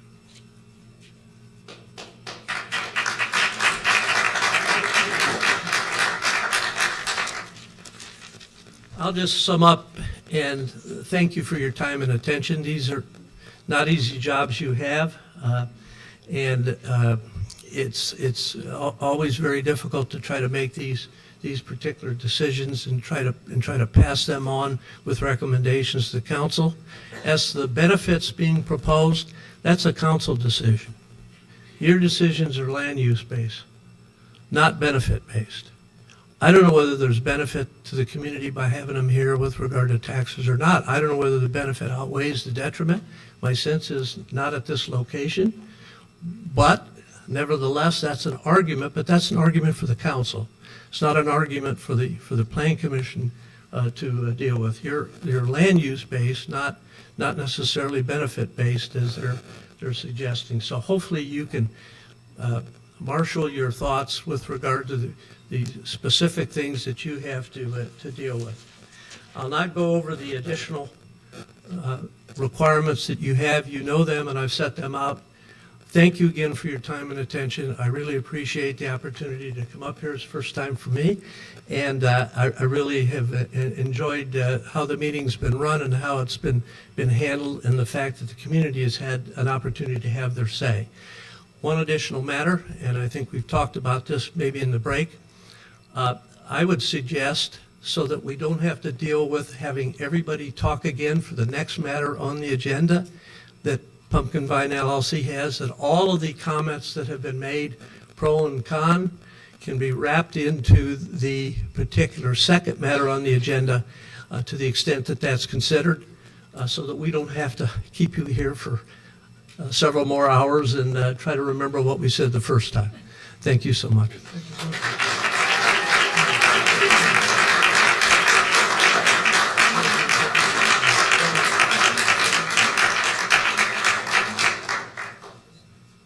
Folks, we'll take a couple more questions, but give me some new stuff. Don't repeat what we've heard, okay? Thank you. All right, so my name's Ron Shue. I live at 2168 South 480 West, so I'm on the west side of town. So the only concern I have here is I looked at this and I looked at this battery going in there, and it's on a regulated water drain. Which he said under the Federal Clean Water Act, you guys are responsible for. So any contamination makes the city of Kokomo responsible for that contamination. I mean, we understand that.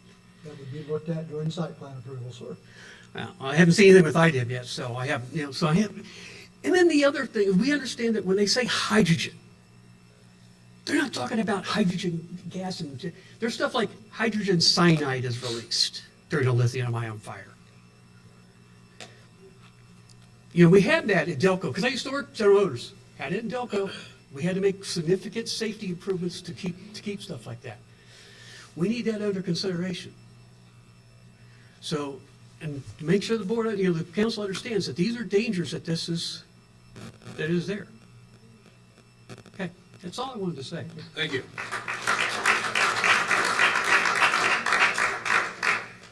Good evening. Thank you, Commission, for giving me the moment. I will be very brief because I think most everything's been said. I'm Joe Hunsinger. I work for Borg Water and I'm the facility site manager at Borg Water here in Kokomo. I represent about 650 employees that are across the street from the proposal. And from a business perspective, we understand the business. We understand electronics. We're in the EV and hybrid electronics business. We understand batteries and battery management systems, et cetera. There are very much risks. The gentlemen here have talked to the risks and how to mitigate the risks, but there are still risks. To me, location is the big deal. From a business perspective, for me, we run 24/7, 365. We can't afford to shut down for some event. So that's strictly business, not including the 650 employees we have that would have to evacuate if there was an event. So that's that issue. The other issue is location, and everybody said it, and I'll say it one more time too, because this is good technology in the right place. It's not good technology in the neighborhood where the businesses are. So that's all I wanted to say. Thank you.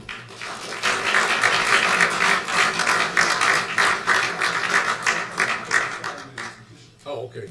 Thank you. Yes, sir. Good evening. My name is Tom DiNardo. I live in the Walton Lake Addition, 1 mile from the proposed site location. My drinking water comes from the same aquifer.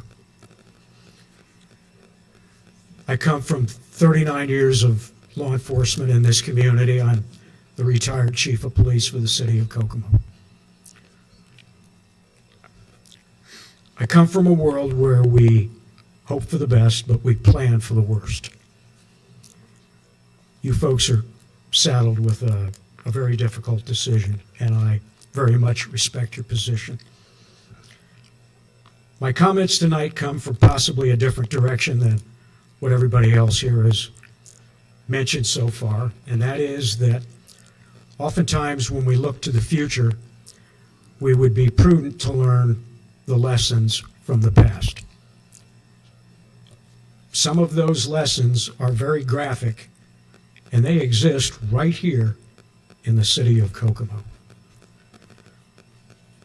We've heard this evening about the Delco plant located, Delco 5 plant specifically located on North Washington Street. For those that don't remember, that was one of the first, and if possibly not the first, EPA Superfund site in the United States. The level of toxicity that was dispersed into the ground up there, we are still facing the effects from today. Let's go back a little bit farther. For those who are GM employees in this town, specifically Boulevard plant employees, many remember a location within that plant called the Fab.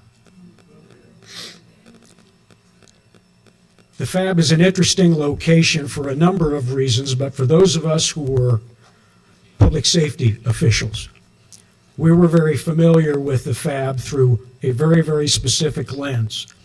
And that lens was, if something ever goes bad in that plant, don't even try to fight it.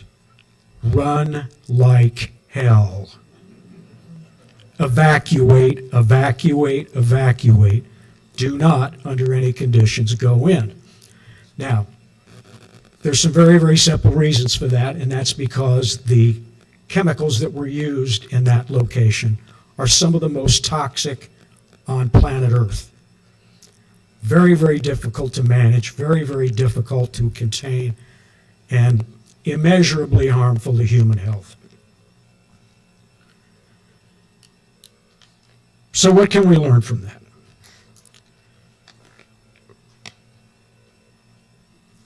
Here we are years later. Those plants are closed. They're no longer operating. And yet, we still have seen the environmental effect of those operations. There is still significant contamination on North Washington that to this day, even though that facility's been closed well over 20 years, that still causes harm to this community. Those same issues are present on the Delco GM properties along Lincoln and Boulevard. And my suggestion is that we have not yet learned what the long-term effects of that are. We've seen other Delco locations in the community that the incidence of cancer are shockingly high, many people of which who are victims and the healthcare providers that they have will tell you that they believe it was because of the toxic environment that they worked in. So where am I going with this? Where I'm going with this is that those proposals that were made to the then city of Kokomo were made by people that, although appeared to be well-meaning, at the end of the day had one specific motivation, and that was profit for their shareholders. And so my caution to this esteemed group is try to learn from the lessons of the past so we don't make mistakes that those in our future will look back on and say, I wished you folks would have done your homework. And that's all I've got to say. Thank you. Thank you.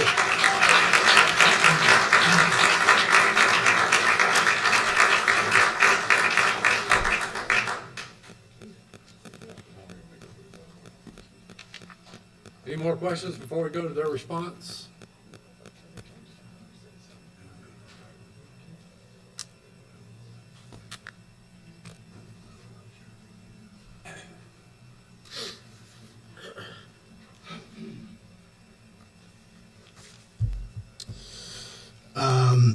So a lot of questions came up. We're not going to be able to address everything, but we're committing to address every single topic that was come up. But in the interest of time, I think we'll leave it to the Planning Commission to point to specific questions, comments that came up, and we're happy to address those. We do have a short list of things that came up that we do want to address. I'll just hit a few quick ones. My colleague Jeff is going to hit one quick one, and then Chris is going to just hit a couple quick ones. I think the groundwater contamination, we became aware that this was an existing issue dating back maybe a decade. So we understand that that's a really sensitive topic here, and we definitely want to make sure we address that tonight. So that's one. One thing I want to clear up that I think kind of got maybe misconstrued was we were really trying to give full transparency onto our fire planning. And I think we put so much emphasis and put so much information out there that we maybe communicated that fires are more common than they are. I just hope folks don't think that the amount of emphasis that we put on fire and fire mitigation during this presentation equates to fires happening on a frequent basis. I think one thing that I think there was some confusion about that chart, but fires are extremely rare, but we are prepared for those extremely rare events, and that's what we are trying to demonstrate. And we're committing to preparing the local fire department for those fires. So yeah, we did not want to give off that impression. We just want to give off the impression that we're prepared for the worst. The other thing that I wanted to clear up, I think there was an attorney here that brought up the fact that we use an LLC for the project. That is not to, circumvent any sort of responsibility for the project. That's just a common practice that's done not just in renewable energy, not just in battery storage. You see that in conventional energy. It's done for financing reasons. It's done because we have multiple companies in our in our project, in our company. They're trading on the project. We finance the construction of these projects, and then oftentimes sometimes we'll use long-term power purchase agreements, and those counterparties don't want to engage with the company directly. They want to engage on the project specifically. So that's why we're doing it. We are not trying to circumvent any responsibility there. Decommissioning, we said bond, but we will negotiate with the city any form of financial commitment that the city prefers. We would absolutely work with them on that, whether it's bond, whether it's irrevocable letter of credit. We're happy to discuss that. So we're not trying to, create any increased risk of, an embattled litigation with insurance companies or whoever, whoever they need to. We're trying to make that easy and functional with the intent that decommissioning financial security is put in place, and that's to make sure that in the event that our company isn't around in 20 years, whether we go out of business or whatever it is, that there is financial security there to remove the project at the end of the life. Taxes and depreciation. Just wanted to clear up that we incorporated depreciation into our estimates. So that $16 to $65 million estimate that I gave, that incorporated depreciation. That was vetted by a third-party accounting firm selected by the city of Kokomo. So that's not just our accountants. That was vetted. The other thing was on that graph. It's not up right now, but I think there was some confusion around that one. That doesn't capture all of the events. Those are just failures. That was way more comprehensive than just fires. That was also just batteries not functioning properly. That's one of many efforts to track incidents with batteries. The point was just to show that there was a huge exponential increase in battery storage projects and a huge 97% decrease in failure events. So that was the main point that we're trying to get across. We thought it was statistically significant, and I think there might have been some confusion there. So just wanted to clear that one up. And that's it for just my quick list here. I'm going to let Jeff, my colleague Jeff, address one topic, and then Chris is going to clear up a couple technical things, and then we'll be done.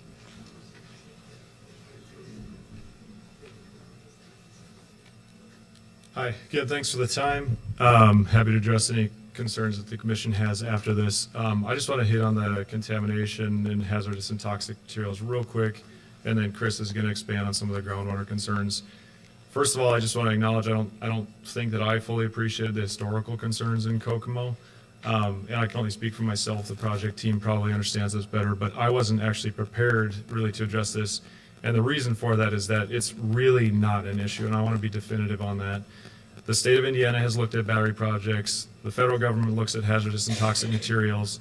It's a $300 to $400 million capital investment that we have to go through rigorous designs, rigorous diligence, rigorous everything from both an engineering, a lender perspective, and ultimately having the proper permits in place to actually operate the facility.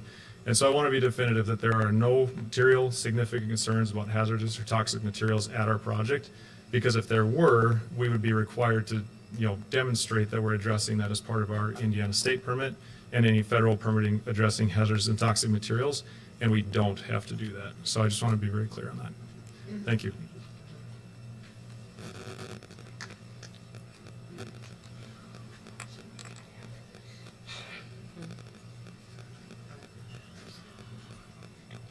Thanks again for the ability to talk. As Jeff mentioned earlier, the groundwater contamination issue did catch us off guard, so I apologize. I'm going to read some off my phone just as I'm sitting here. But, you know, a couple of points with that. Mentioning this earlier, right? The batteries, the battery cells themselves are sealed, they're airtight, and there's no liquid in them. So there's nothing going to leak out of a battery cell. Inside the DC enclosures, the only liquid is the ethylene glycol water mix, which is the coolant. So these are not flooded lead acid batteries, right? These are not the general batteries that people think of in industrial situations. So they're battery cells sealed. The electrolyte is injected under manufacturing. It's in a gel form. It coats itself into the electrolyte, into the separator, and so there's nothing to pour out, I guess is the point, inside the battery cell. And maybe I'm misreading the concern, so apologize if I have. Number two, you know, we're not manufacturing batteries, so it's not a manufacturing plant, so we're not like creating things and going to create any kind of like, you know, we're not creating anything hazardous on the site. Again, liquid, the enclosures are all NEMA rated. They're all NEMA sealed. They're NEMA sealed for multiple reasons. One is that you don't want humidity getting in and out of them or salt spray or anything else because it could cause problems in the batteries. So the enclosures are sealed, and we're going to have a decommissioning plan. Normally when you talk about lithium-ion batteries and you worry about contamination in groundwater, it's because you worry that you throw them in the landfill. At least my understanding is normally it's a landfill disposal concern. We'll have a decommissioning plan. It'll have a bond. It'll be covered, right? No battery manufacturer, I can guarantee you Samsung don't want to have a story in the paper that their batteries are thrown in a landfill in Kokomo, Indiana, or anywhere else. The recycling, the decommissioning, nobody's going to throw them in a landfill. You can't service a battery cell either. So we talked about a battery cell. I can't open it up with a screwdriver and try to fix it or anything like that. So nothing will ever be opened on the site. Last point is just, you know, the industry doesn't recommend on these outdoor remote systems like we have, you don't spray water on them to put a fire out, you let them burn. That's what they're designed to do. It consumes, you know, the stuff that's inside the battery enclosure anyway. So you don't spray water on them. So I guess a contamination problem could be you spray a bunch of water and it runs off. You don't do that. So that's a little bit on the groundwater contamination. And again, apologies if I'm missing the point. I've just come up with the ideas that I was thinking of. The gases released, we talked about not high concentrations. They're at parts per million levels. I think Paul mentioned it. You know, there's data that shows a house fire and a battery system fire doesn't really have that much difference of the gases, the hazard gases that come off of them, surprisingly. And so there's data on that exists in the public domain. Actually, DNV is a big engineering firm that actually has a report that'll show that. Interesting about Revolution, a crane. That was funny. Somebody called crane. It was a good idea. That is our operating project, and I actually helped lead the acquisition and the development work for that project. I will mention the siting of that project. If you could see that project on Google Earth, there was an existing transmission line built by the the transmission service provider in that area. It was already built for another developer. We bought the project from another developer. We liked the project location where it was at because it is sitting in the shadow of King Mountain Wind Farm. It is sitting right next to a 400 plus megawatt solar PV project, and there is literally a Bitcoin mine down the road. And so you have all the volatility, and it made that node in ERCOT a very good revenue potential for us. That's how that project got sited there. Just to be clear, I actually helped buy that project for Spearmint. And then last, the Missouri fire and fish kill. I think as of the search I just did, they have not figured out why the fish died in the river. The one thing I will say is that was a lithium-ion battery recycling plant. So all kinds of lithium-ion batteries, damaged, bad, defective, and everywhere in between, probably came in on trucks and got brought there. You know, it wouldn't be new stuff. It's kind of like the analogy is that Missouri factory was like an auto salvage yard, and the pumpkin vine would be like a new car lot. Would be my analogy, right?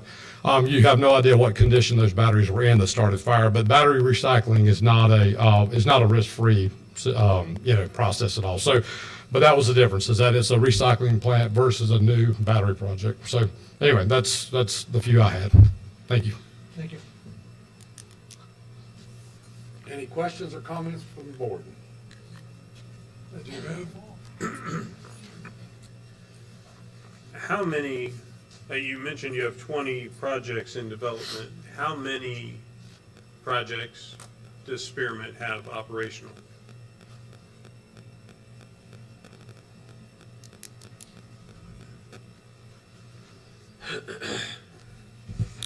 We have one project operational, and then we'll have, I think, 4 to 5 projects operational next year. At least 5 projects under construction next year. But that's not to undercut that we have decades of experience of people working in the battery industry prior to the inception of Spearmint. Apologies. And the project that's operational just went online this year? Correct. Okay. I understand your attraction to the site is, I mean, it's a profitable site because of the close proximity of transmission lines? Yeah, it's not just any transmission line. It has to do with the specific voltage and the fact that Kokomo has the load from likely from the manufacturing sector to make use of the battery storage, the grid stability factor of it. And then Indiana in general has a lot of intermittent resources like wind power that complement well with batteries.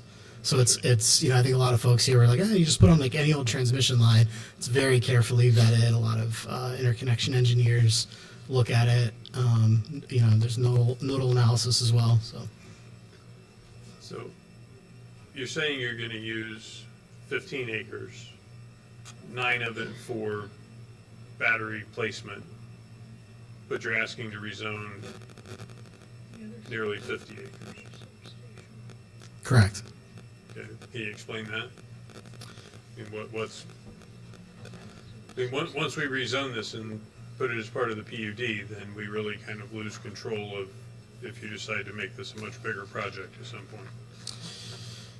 The total amount of acres that we're asking to rezone is more of a product of how the parcel lines are distributed. If we wanted to only rezone the area that we were going to use for the project, we'd have to subdivide or reverse subdivide the existing parcel line. So it's more of just like the fact that the project's, just the way it lays on the existing parcel lines. That's why we're rezoning the full 50. And to your question about, it sounds like there's potential concerns from the Planning Commission that this could be expanded. The natural limits of the transmission line would not allow for that. This is actually well over what an electrical engineer would expect to profitably place on a transmission line. The more you put on transmission line, the more expensive it is. So the way that the project size is going to be determined is the cost that we'll have to spend to upgrade the local system to put it on here. So we would never get more than 400 megawatts on this voltage transmission line, 138 kV transmission line. In addition, the MISO process is currently about 6 years now, 5 to 6 years. So you would have any expansion that would potentially happen would take that much time, and we just would not be. The markets are too far out for us to make a determination on whether or not we would want to do it. So it wouldn't happen here. And we also would commit to never expanding. We're happy to commit to a condition to site plan approval to not expand on this site, to make this the maximum extent of development. I guess that's another part of this, though, is you're talking about a pretty wide range of what this project could be in terms of investment, in terms of how many megawatts this entails. At what point in the process do you nail that down? Site plan approval? Yeah, I mean, we'll take team this year. I was just gonna say, I do want to remind everyone that since this is just the rezoning, we'll get a specific site plan approved with the city council. And so whatever that specific site plan is what we're limited to once that's approved.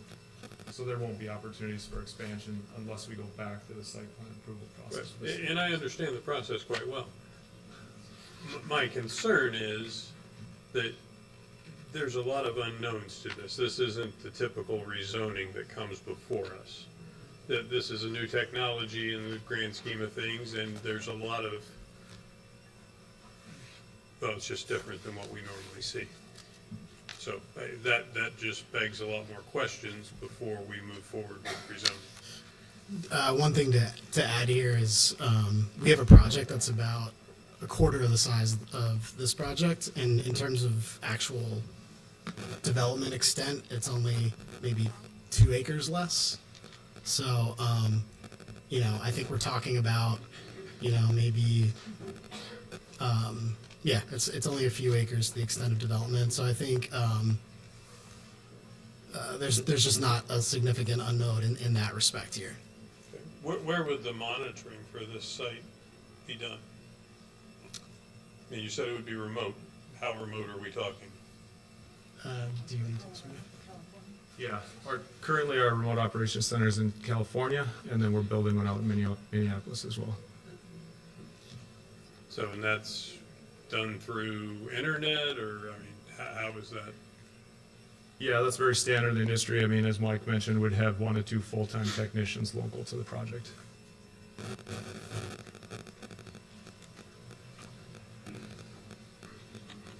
Any other questions from the board? Yeah, I do have one. You talked about being in partnership with Duke Energy. Duke Energy owns quite a bit of land on the west side of town where they are currently building a substation that has quite a bit of voltage. Why not out there? There's some homes, but there's no businesses, no daycare around yet. Why can you not build out there and tie into that? There's like a big criteria that we go through, but it has to do with the available capacity on specific transmission lines, and capacity is just like a big word for room on the line.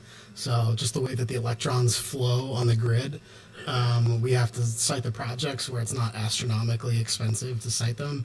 There's projects that are in the MISO process that will cost hundreds of millions of dollars to build, and those projects just aren't ever going to see the light of day. So we have a project where we're investing $30 to $40 million, which is quite significant. But we're going to make that work. So that's like on the low end of what we're seeing in this area, so that, these transmission lines are carefully vetted in a way that makes the projects, able to be profitable.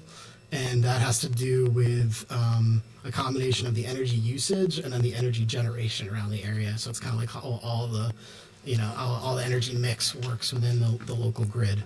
Well, since they're in the process of building that out there, could they not do something, since you are in partner with them, in order to make that more feasible for you, like he was gonna have on where you wanna go? I can't speak to that substation specifically. I can say we've been in the MISO interconnection process for about 2.5 years, a little over 2 years. So that's on infrastructure that's been in place for a long time. That's on transmission lines that have been, operating on the grid for a long time. So we'd have to, reevaluate when that comes online. But we've been in the process for 2 years, and we don't expect this project to come online for, at least another 2 years. So we still have a ways to go there. We're continuing to evaluate these, but this is, a project that we've been working on for a long time, and we've been evaluating for a long time. But that's why we're here. It's not any old transmission line. Any other questions from the board members? I do have one more. Sorry. No, that's the only way. You talk about, when you lay this all out, I'm assuming by what you've said, when you talk about decommissioning it, that you will, in order to build this, you'll take all the original topsoil that's on there now, and then when you decommission it, you'll bring that topsoil back? Or not necessarily? We will return it to the original state. I can't speak to whether we take all the topsoil off. Maybe some of my colleagues can speak to that, but I don't believe that's the case. This is just on, my colleague Brendan can speak to the I ask that surface. because there's been other projects that, in other areas where they take the topsoil and they don't Yeah, I will, before he speaks, I will say the decommissioning agreement could cover that. So that could be a provision of the decommissioning agreement. Yeah, I can speak to the typical process for projects like these. It is a requirement that we strip the topsoil. It's generally stockpiled during construction. Best practice is to place that topsoil in an area where we're going to have vegetation. Because the site is 50 acres and we're only really going to be stripping topsoil from about 15 acres of that, it would be spread across the rest of the site. And then those areas would be vegetated. We need that for erosion control, for permanent erosion control. We want to make sure that everything grows well there permanently. At the end of decommissioning, either topsoil would be brought back in or topsoil would be redistributed from within the site to restore it.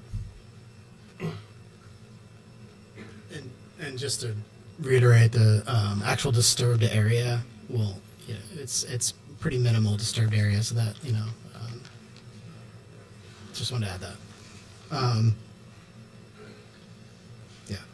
And then one other comment to you. We do only have one operational, but I just wanted to just kind of put the timeline into context. We have, another half dozen or so projects coming online next year. This project wouldn't enter construction at the earliest 2027, so all those projects will be online prior to that, 2027, 2028. Okay. Hey, we talked about the topsoil, and so you strip the topsoil, you bring in gravel, basically, and you talked about a chain link fence. Are you willing to put up a masonry wall or something like that around this facility to make it more attractive to the adjoining property owner? Yeah, we would absolutely entertain any ideas that you had in terms of, visual impact mitigation or anything that you do there. We did a preliminary landscaping plan, but it's just preliminary. A lot of this is done in collaboration with neighbors, planning commission, council. We're open to feedback and open to committing to any suggestions that we think would work with the project. Any other questions from the board member? No other questions, I'm gonna call for the vote. All in favor of case P20Z24, please signify by saying aye. All opposed? Nay.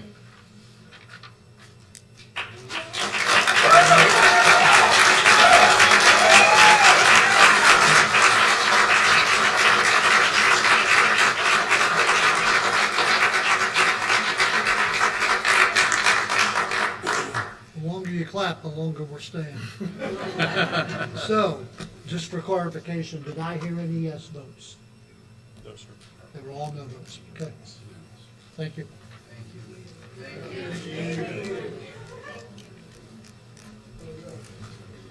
So does this, okay, the vote would be, it was denied, does this go to planning commission unfavorable? Councilman? Or they have to? Typically under an unfavorable recommendation of the engineer case moving forward. Yes.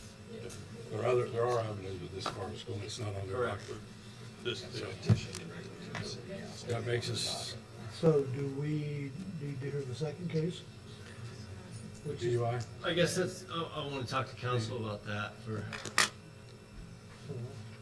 helping you mind best, but I feel like the second case, which would be P21Z24 is moot in that it was for PUD, to go from LI to PUD. I think we could just withdraw it. Okay. But I do have a question about the procedure, I'm sorry, I don't know. I read what you think, does unfavorable go to the city council, or is it just, I read it said it's dead. Correct. For 6 That months. is correct. For 6 months? Yes. Okay. Yep. So I think we'll, unless anybody tells me not to, withdraw is for how many? I didn't think that was true. What is the rules and procedure, say 6 months, I assume? 6 months, yes. Yeah, so we're not, that's. I don't want to. We've had people petition. I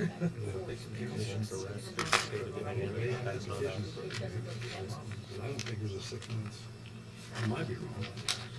They can't have that here for 6 So, months. under the Can't come rules, here. if a petition is denied, receives an unfavorable recommendation by the planning commission or common council, petitioner may not resubmit a petition for a minimum of 180 days. To this board, but To I, That says vote. Really? To this, if it's denied by common council or this board. How long is that? 180 days from the date of the denial. Yep. Got it. Good. So it's So that means, So it looks like P21, Z24 is withdrawn, so. We still have cases left. I know, but they withdrew that. Thank you. After it's dead.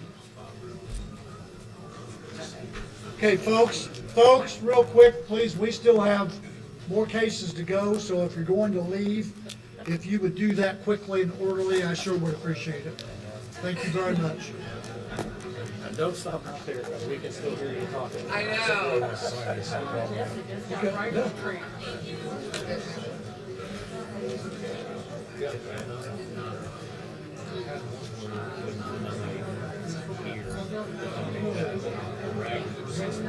Thanks, sir.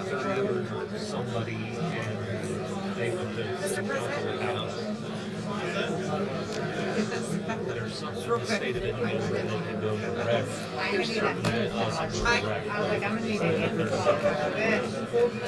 Hey, I'm 2 minutes late. What's left of it, right? It was great to see you. I remember, Take care. I can't remember what case it was. Actually, it was, Evan is, he's a Taylor. And Andrew is going in January. I think No, he's not. Mike. Oh my gosh, have you seen them lately? That's okay, we appreciate it, thank you. Here, I will. Right, but wasn't it the advantage cases that they denied, and then they showed up at city council? Okay. Heading into hour 4. Yep. Absolutely. I don't have it. These are just It's his decision. I dug a hole in mine. He puts it- That's what I, the rules of procedure. The rules. Denied. You may not possess your 150 feet. I agree with that. That's great. I'd show you more if we were done. It's great to see you. Because I thought once it was. Because we had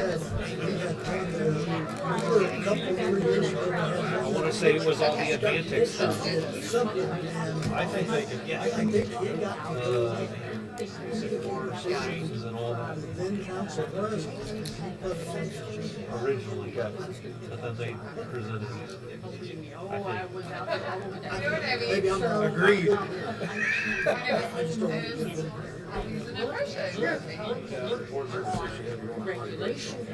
Like he said, he's got his Okay, we got contact 4 more info, cases. so I he can can I reach can, out. and I can pass that along. Three. Three. Well, and then we have to approve claims. Okay. Let's do You got this. that, you got those, man. Don't you need me to get this show on the road? Go that way. Come on. You can tell me. All right, so you need to hurry up. Travis. You're fine. I get that.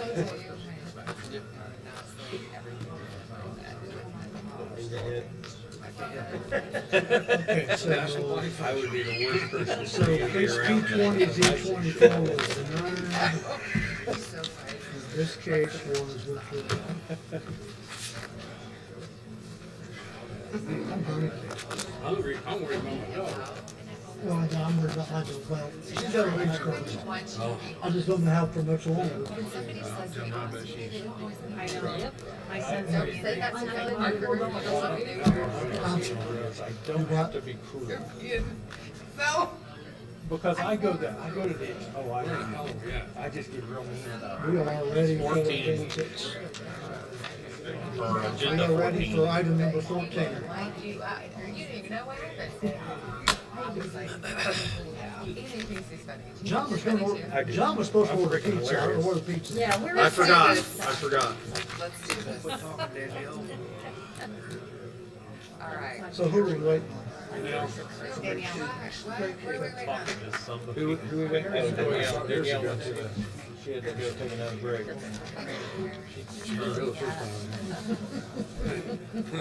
Well, this Mike's gonna do that. I don't have no idea. We've been here for 3 hours and 50 minutes. Oh, yeah. Or Yeah, 4. you're right. Okay, we're ready for the next case, Director Sheila? Yeah, next case, Mr. President, is case P10, P24, the petition of Advantix Development Corporation requesting approval of primary and final plat for Sycamore Springs subdivision. This is at 3109 West Sycamore. Move to approve. Second. Is there someone here to represent this case? Please come forward. I want to thank everyone for sticking around. I apologize. It's been such a long night, but I do appreciate it. Huh? Dinner's on you? No, I'm not that tired. Andy Mizak with Mizak and Partners Architects. I'm representing Advantix Development Corporation. And we're asking for approval of the primary and final plat for Sycamore Springs subdivision.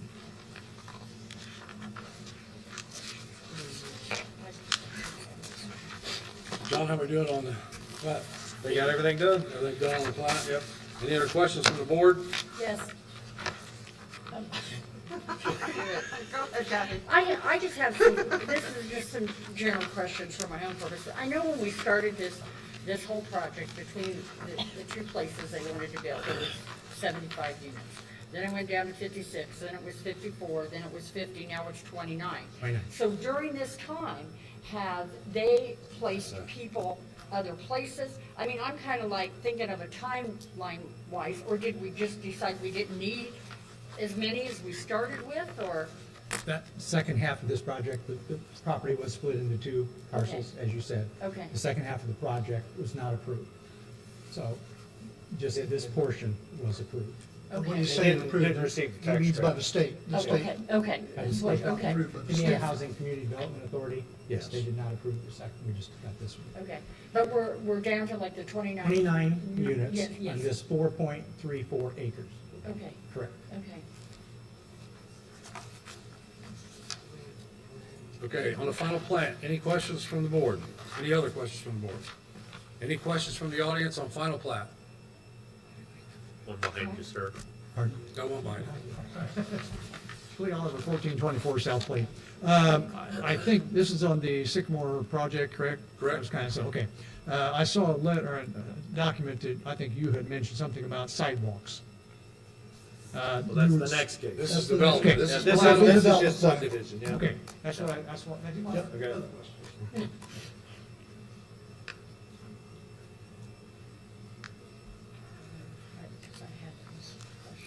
My name is Penny Snyder. I reside at 214 Lakeside Court in Kokomo, Indiana, 46901. And I'm out here. First of all, I'd like to thank you for your time. In the past year and a half, I've spent more time in this room than I really care to admit to. I've witnessed apathy, skepticism, and mistrust from our residents for the lack of transparency that we've seen from our city government. However, I still want to believe in a government that's for the people and by the people. During the Sycamore Springs meeting last summer with City Council, Planning, and Zoning Boards, I watched the Planning Commission pass the majority of requests. Very well.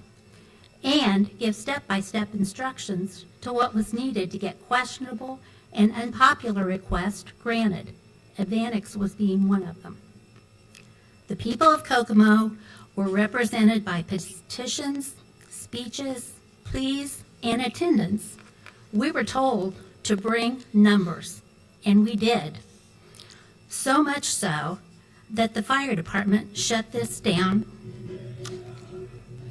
and we were denied a request for a larger venue. So how can we show numbers? My question to this commission is, what instructions can you give us, the people of Kokomo and the West Side, to get Advantix projects ceased or at least removed from this venue? Step by step, as you gave him to this point. I watched it in this council. It was giving. You do 1, 2, 3, 4 things. We did all of the things that we were asked. Advantix did the things that you were told or that you told them to do, and we were denied. What development are you talking about, ma'am? I'm sorry. I missed that. The Sycamore Springs, Okay. okay? This is the wrong location, as we have always said. Please vote unfavorable recommendation to postpone this project. Thank you. Thank you. I'm not quite sure what you mean by lack of transparency, because I feel like my office has always been very transparent. We were told that we would make progress and that we would do things if we got numbers here. We got numbers, the fire department shut it down. We asked to move to a larger venue. We were denied the larger venue, and then we were told we didn't have it. We had people speak. We had business people speak. We had residents. We had so many different people, and it wasn't just to this, it was to the council also. So I'm actually, frustration is grouping you into a group that you probably weren't with. But the first time we presented this, your council turned, or your commission turned it down. And the second time it was approved. It's just, to your point, if the numbers keep going down and down and down, is this something that's actually needed on the west side of Kokomo? That we are going to have to bring the trolley cars in. We are going to have people come in and put sidewalks in. We are going to have a play area. There is no place for someone over there to walk to shop. It makes no sense for the location. And that's what we have always brought to the council, to the commission, and I know you're the planning committee, but it makes no sense. The only thing I don't remember us ever voting down is when they come to the BZA for their variances, and they didn't get them. Right. Okay, that's a whole other world, but Right. they come, and then they come to the planning commission, and we win. And we tell everybody, you call us up and say, what, numbers not gonna guarantee you're gonna win, but if you have numbers here and a lot of people expressing what they feel, it makes a difference. But we did. I would That also doesn't- clarify, the giving advice is no different than what we did with Spearmint. Yeah. Spearmint came in, had a shoddy presentation. We told them, in order for us to vote favorably, you've got to provide A, B, C, D. Any council's gonna do that. They went back and did it. Advantix went back and did it. To your point about the numbers, none of us sitting up here, nor city council, nor BZA, none of us have any say on the numbers. That's driven by their involvement in the Kokomo Housing Authority for the state of Indiana, correct? So the numbers aren't dictated by us. We're not voting, just because you say it's 52 houses or units, that's not what the Indiana Housing Authority approved. They approved 29. That's not driven by us. No, I understand that. That, So my that's concern my two is, clarifications. Go ahead. my concern is the numbers keep going down. By the Indiana Housing Authority, not by us. Okay, but is it necessary to approve something that we need less and less and less of when it's going to be such a cost to the city to have everything I don't know else? that we need less and less. I think what's happened here is that the state only approved part of this project. So my guess is that, they only approved part of this project, which, because these two projects, the one on the north end and the one was all tied together. Right. And they only approved part of it. So that's why they're just doing the 29 units at this point in time. So that's why the numbers have gone down, not because the plan commission asked for that or city council. They went down because the state didn't approve the project in its entirety. Is this something, though, that as a planning commission, you can reject and not do it now, since you've got more potentially coming down the road, and make it all in one group? The plan commission looks at subdivision, make sure that they've done everything they have to in the subdivision. Then we look at the site plan. If they've done everything, correct me if I'm wrong, council, but we don't vote on the numbers per se. We vote that it fits the ordinance. That's what this board votes on. Does it fit the ordinance? And with the 29 units, with the site plan that they have, it does fit the ordinance. So, now, will there be more coming at some point in time? I can't answer that. That's an advantage question, not me. But I do know that's why it's been pared down to the 29 units. because it was that, the project in its entirety was not approved in its entirety. There's two different types of tax credits. Yeah. Right. One's 4%, one's 9%. They got, and I don't know which one they got approved for and what they didn't, but that was the difference. So Right. this project as originally submitted, was split between 4 and 9. One of them didn't get approved, so whatever did get approved, that's what they're proposing. Okay, my apathy statement only came from the fact that this room was filled to capacity outside on the sidewalks. And when this came up this time, that there was even a potential to stand here in front of you guys and possibly get a negative vote, it was, why? They don't listen to us. We've already done this, we've done that. They are not going to do anything against the powers that be. Here's the, I think on this, just as that attorney was speaking earlier, Yeah, that horse is our listed. capacity on this board is site development, our legal capacity. We look at site plannings that fit the ordinances, that fit the zoning. We have boxes that we check. When you're talking about benefits and usage and all of that, that's when it goes to the city council. And so when you bring that apathy in from the neighborhood, that's where you're gonna hear maybe a little bit more compassion on that side for the uses and benefits to the neighbors, the sidewalks, things like that. You're gonna get a little bit more Okay. empathy on that side. I understand that, but my question is, what can we do? Is there anything at this point to show our opposition to the west side Sycamore property being Advantix Section 8 housing? I mean, it's no different than the case we just heard. I mean, this case was advertised just like the case we just heard. You know, if the neighbors don't show up. But we did show up, Mr. But you Sheeline. didn't- But they didn't show up tonight, is what I'm saying. No, that's what I'm saying, where the apathy comes in. Yeah, Because I we've get done that. it, we did it But all I can't last control summer. who comes in the doors. I All we understand can that. do is advertise it, and if the neighbors rally and talk to each other, just like the cases before, that's when you get a room full of people. So- Okay. And I just- sometimes this board could disagree with your Yeah. opinion. Oh, I understand that fully.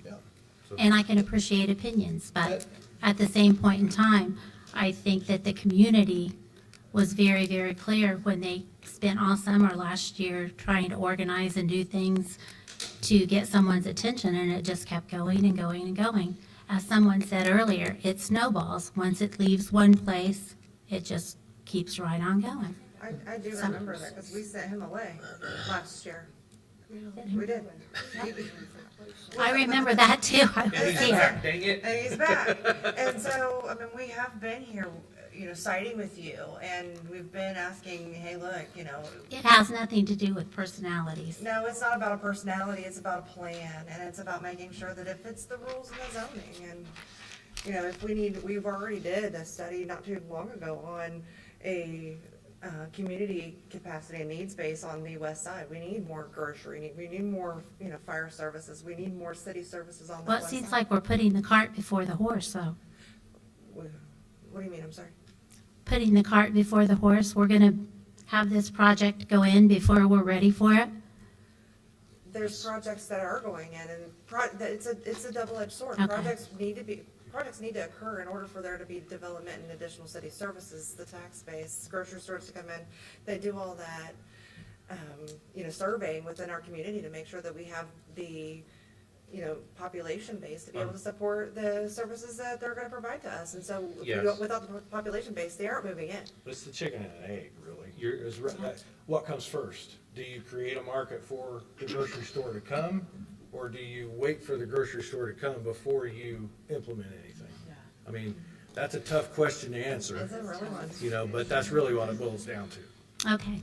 Well, thank you for your time. Thank you. Thank you. I think I can talk this one. I think Cleo or 1424 South Lake, I think what some of the issue is, you're right, it went from over 70 units, and then it went down to 58, I believe, and because you had an issue with the parking, you had to be below 50 according to the ordinance. They did not get their variance. The variance, correct. So it went down 50, and now it's down to 29, 28, something like that, okay.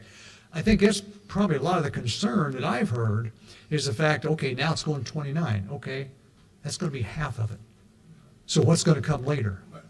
Possibly, The other half, my possibly the understanding, other is on half a of it. totally different site. I understand it, but Let's hear the answer from the Yeah, that's- petitioner. yeah. Let him answer you. you know, and, I'm sorry. And I don't want to be inconsiderate. Do you have any other questions that you want to get out before we? I'd rather Paul. Okay. Thank you. Can he answer your Thank you. questions? as far as- Yeah, I'm just making a statement. I'm not asking That's a a fair question. question. I'm just saying, you know, is it gonna be additional 29 because they didn't get it last time? I don't know. I know, you don't either. The gentleman behind you's got that answer. I got the answer. That's why we're. All right, this is a two-part project. We've got 29 units at the Sycamore site. We have 29 units spread throughout the city on scattered sites. There's a total of 20 lots. So this is one, there are 19 other lots, and we have 29 units on those 19 lots spread throughout the city, scattered sites. So there's So nothing it's else going, 58 total units for nothing this else going project. on 3109 West Sycamore. Correct, 29. That's the answer. Thank you, sir. All right. Okay, any other questions from the audience on the plat? I'm Bruce Palacios. I live at 115 North Hickory Lane, just off of West Sycamore. The sign that was up on the property for the meeting tonight was laying on the ground. I don't know how long it's been there. Well, I can't. It's standing up today because he stopped and put it up. well, So that's why there's nobody else here. Oh, that's, No, property owners were all notified. no, we weren't. Adjoining property owners were notified. Trust me. I'm, I can give you the list. I okay, can well, give you I'm the not list. doubting your words. I'm just saying, I live half a mile from there and I wasn't notified. But you're not adjoining property. owner. your property Yours has to has to be touch their touching property. that property. If your property That's, touches their property. that's state statute. Okay, but all I'm saying is, the sign was not standing up until today, when he stopped and stood it up and stuck it in the And I'm ground. not denying that, but I can't guarantee that. So that's why nobody's here. I don't believe I'll guarantee you that. Was that just a couple of days ago? I saw No, that. no, it wasn't. I drive by there 3 or 4 times a day, because I own property here in Kokomo. That sign is not standing up ever until today. Well, yes, it I can was, because guarantee we you have that. pictures of it that was standing up. Well, then, somebody took it down right Well, the wind- immediately. Well, the wind could have blown it down. I mean, there's lots of things that can take a sign that size down. Okay. Any other questions on the plat from the audience? Any questions on the plat Anything else from the board? besides the 29? Correct, that's what I said. No more. Any questions before I call for a vote? Don't have to, it's a record. It's a record, he said it It's on here. record, okay. So what were you- And then they're having another meeting down there, so we'll wait till they're done, and then I'll call for a vote. We're- Call for the vote. Call it new. But I voted nay because it was not enough votes. There you go. Right. All in favor of case P10, P24, please signify by saying aye. Aye. All opposed? The motion is approved. Next case, Director. This case is case P15A24, petition of Advantage Development Corporation requesting development plan approval for Sycamore Springs. Again, this is at 3109 West Sycamore. Move to approve. Second. Someone here to represent this case, please come forward. Andy Mizak, Advantix Development Corp.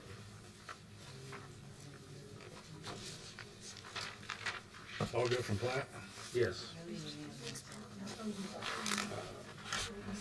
Parking, you did the regulation size, you didn't make. No, we've got 180 square feet. 2 spaces, yes. 2 spaces per unit. We have playground, we have 6 buildings, and 1 community center, community/office building. Okay. We met and we actually added dumpsters at your request. Yes. And we added the sidewalk from the property To Santa Fe. to Santa Fe Street. Yes. We appreciate that. I saw, is there some fencing spec'd in here too? I'm sorry? There's some vinyl fencing spec'd in Tree here lines as on well. both sides of the road. Was there vinyl fencing? And is there Remember? fencing? No, maybe it was just around the dumpster or something. It was around the detention, pardon, No, I just around the detention basin, yes, The fencing around the. west side. the detention basin. Any other questions from the board?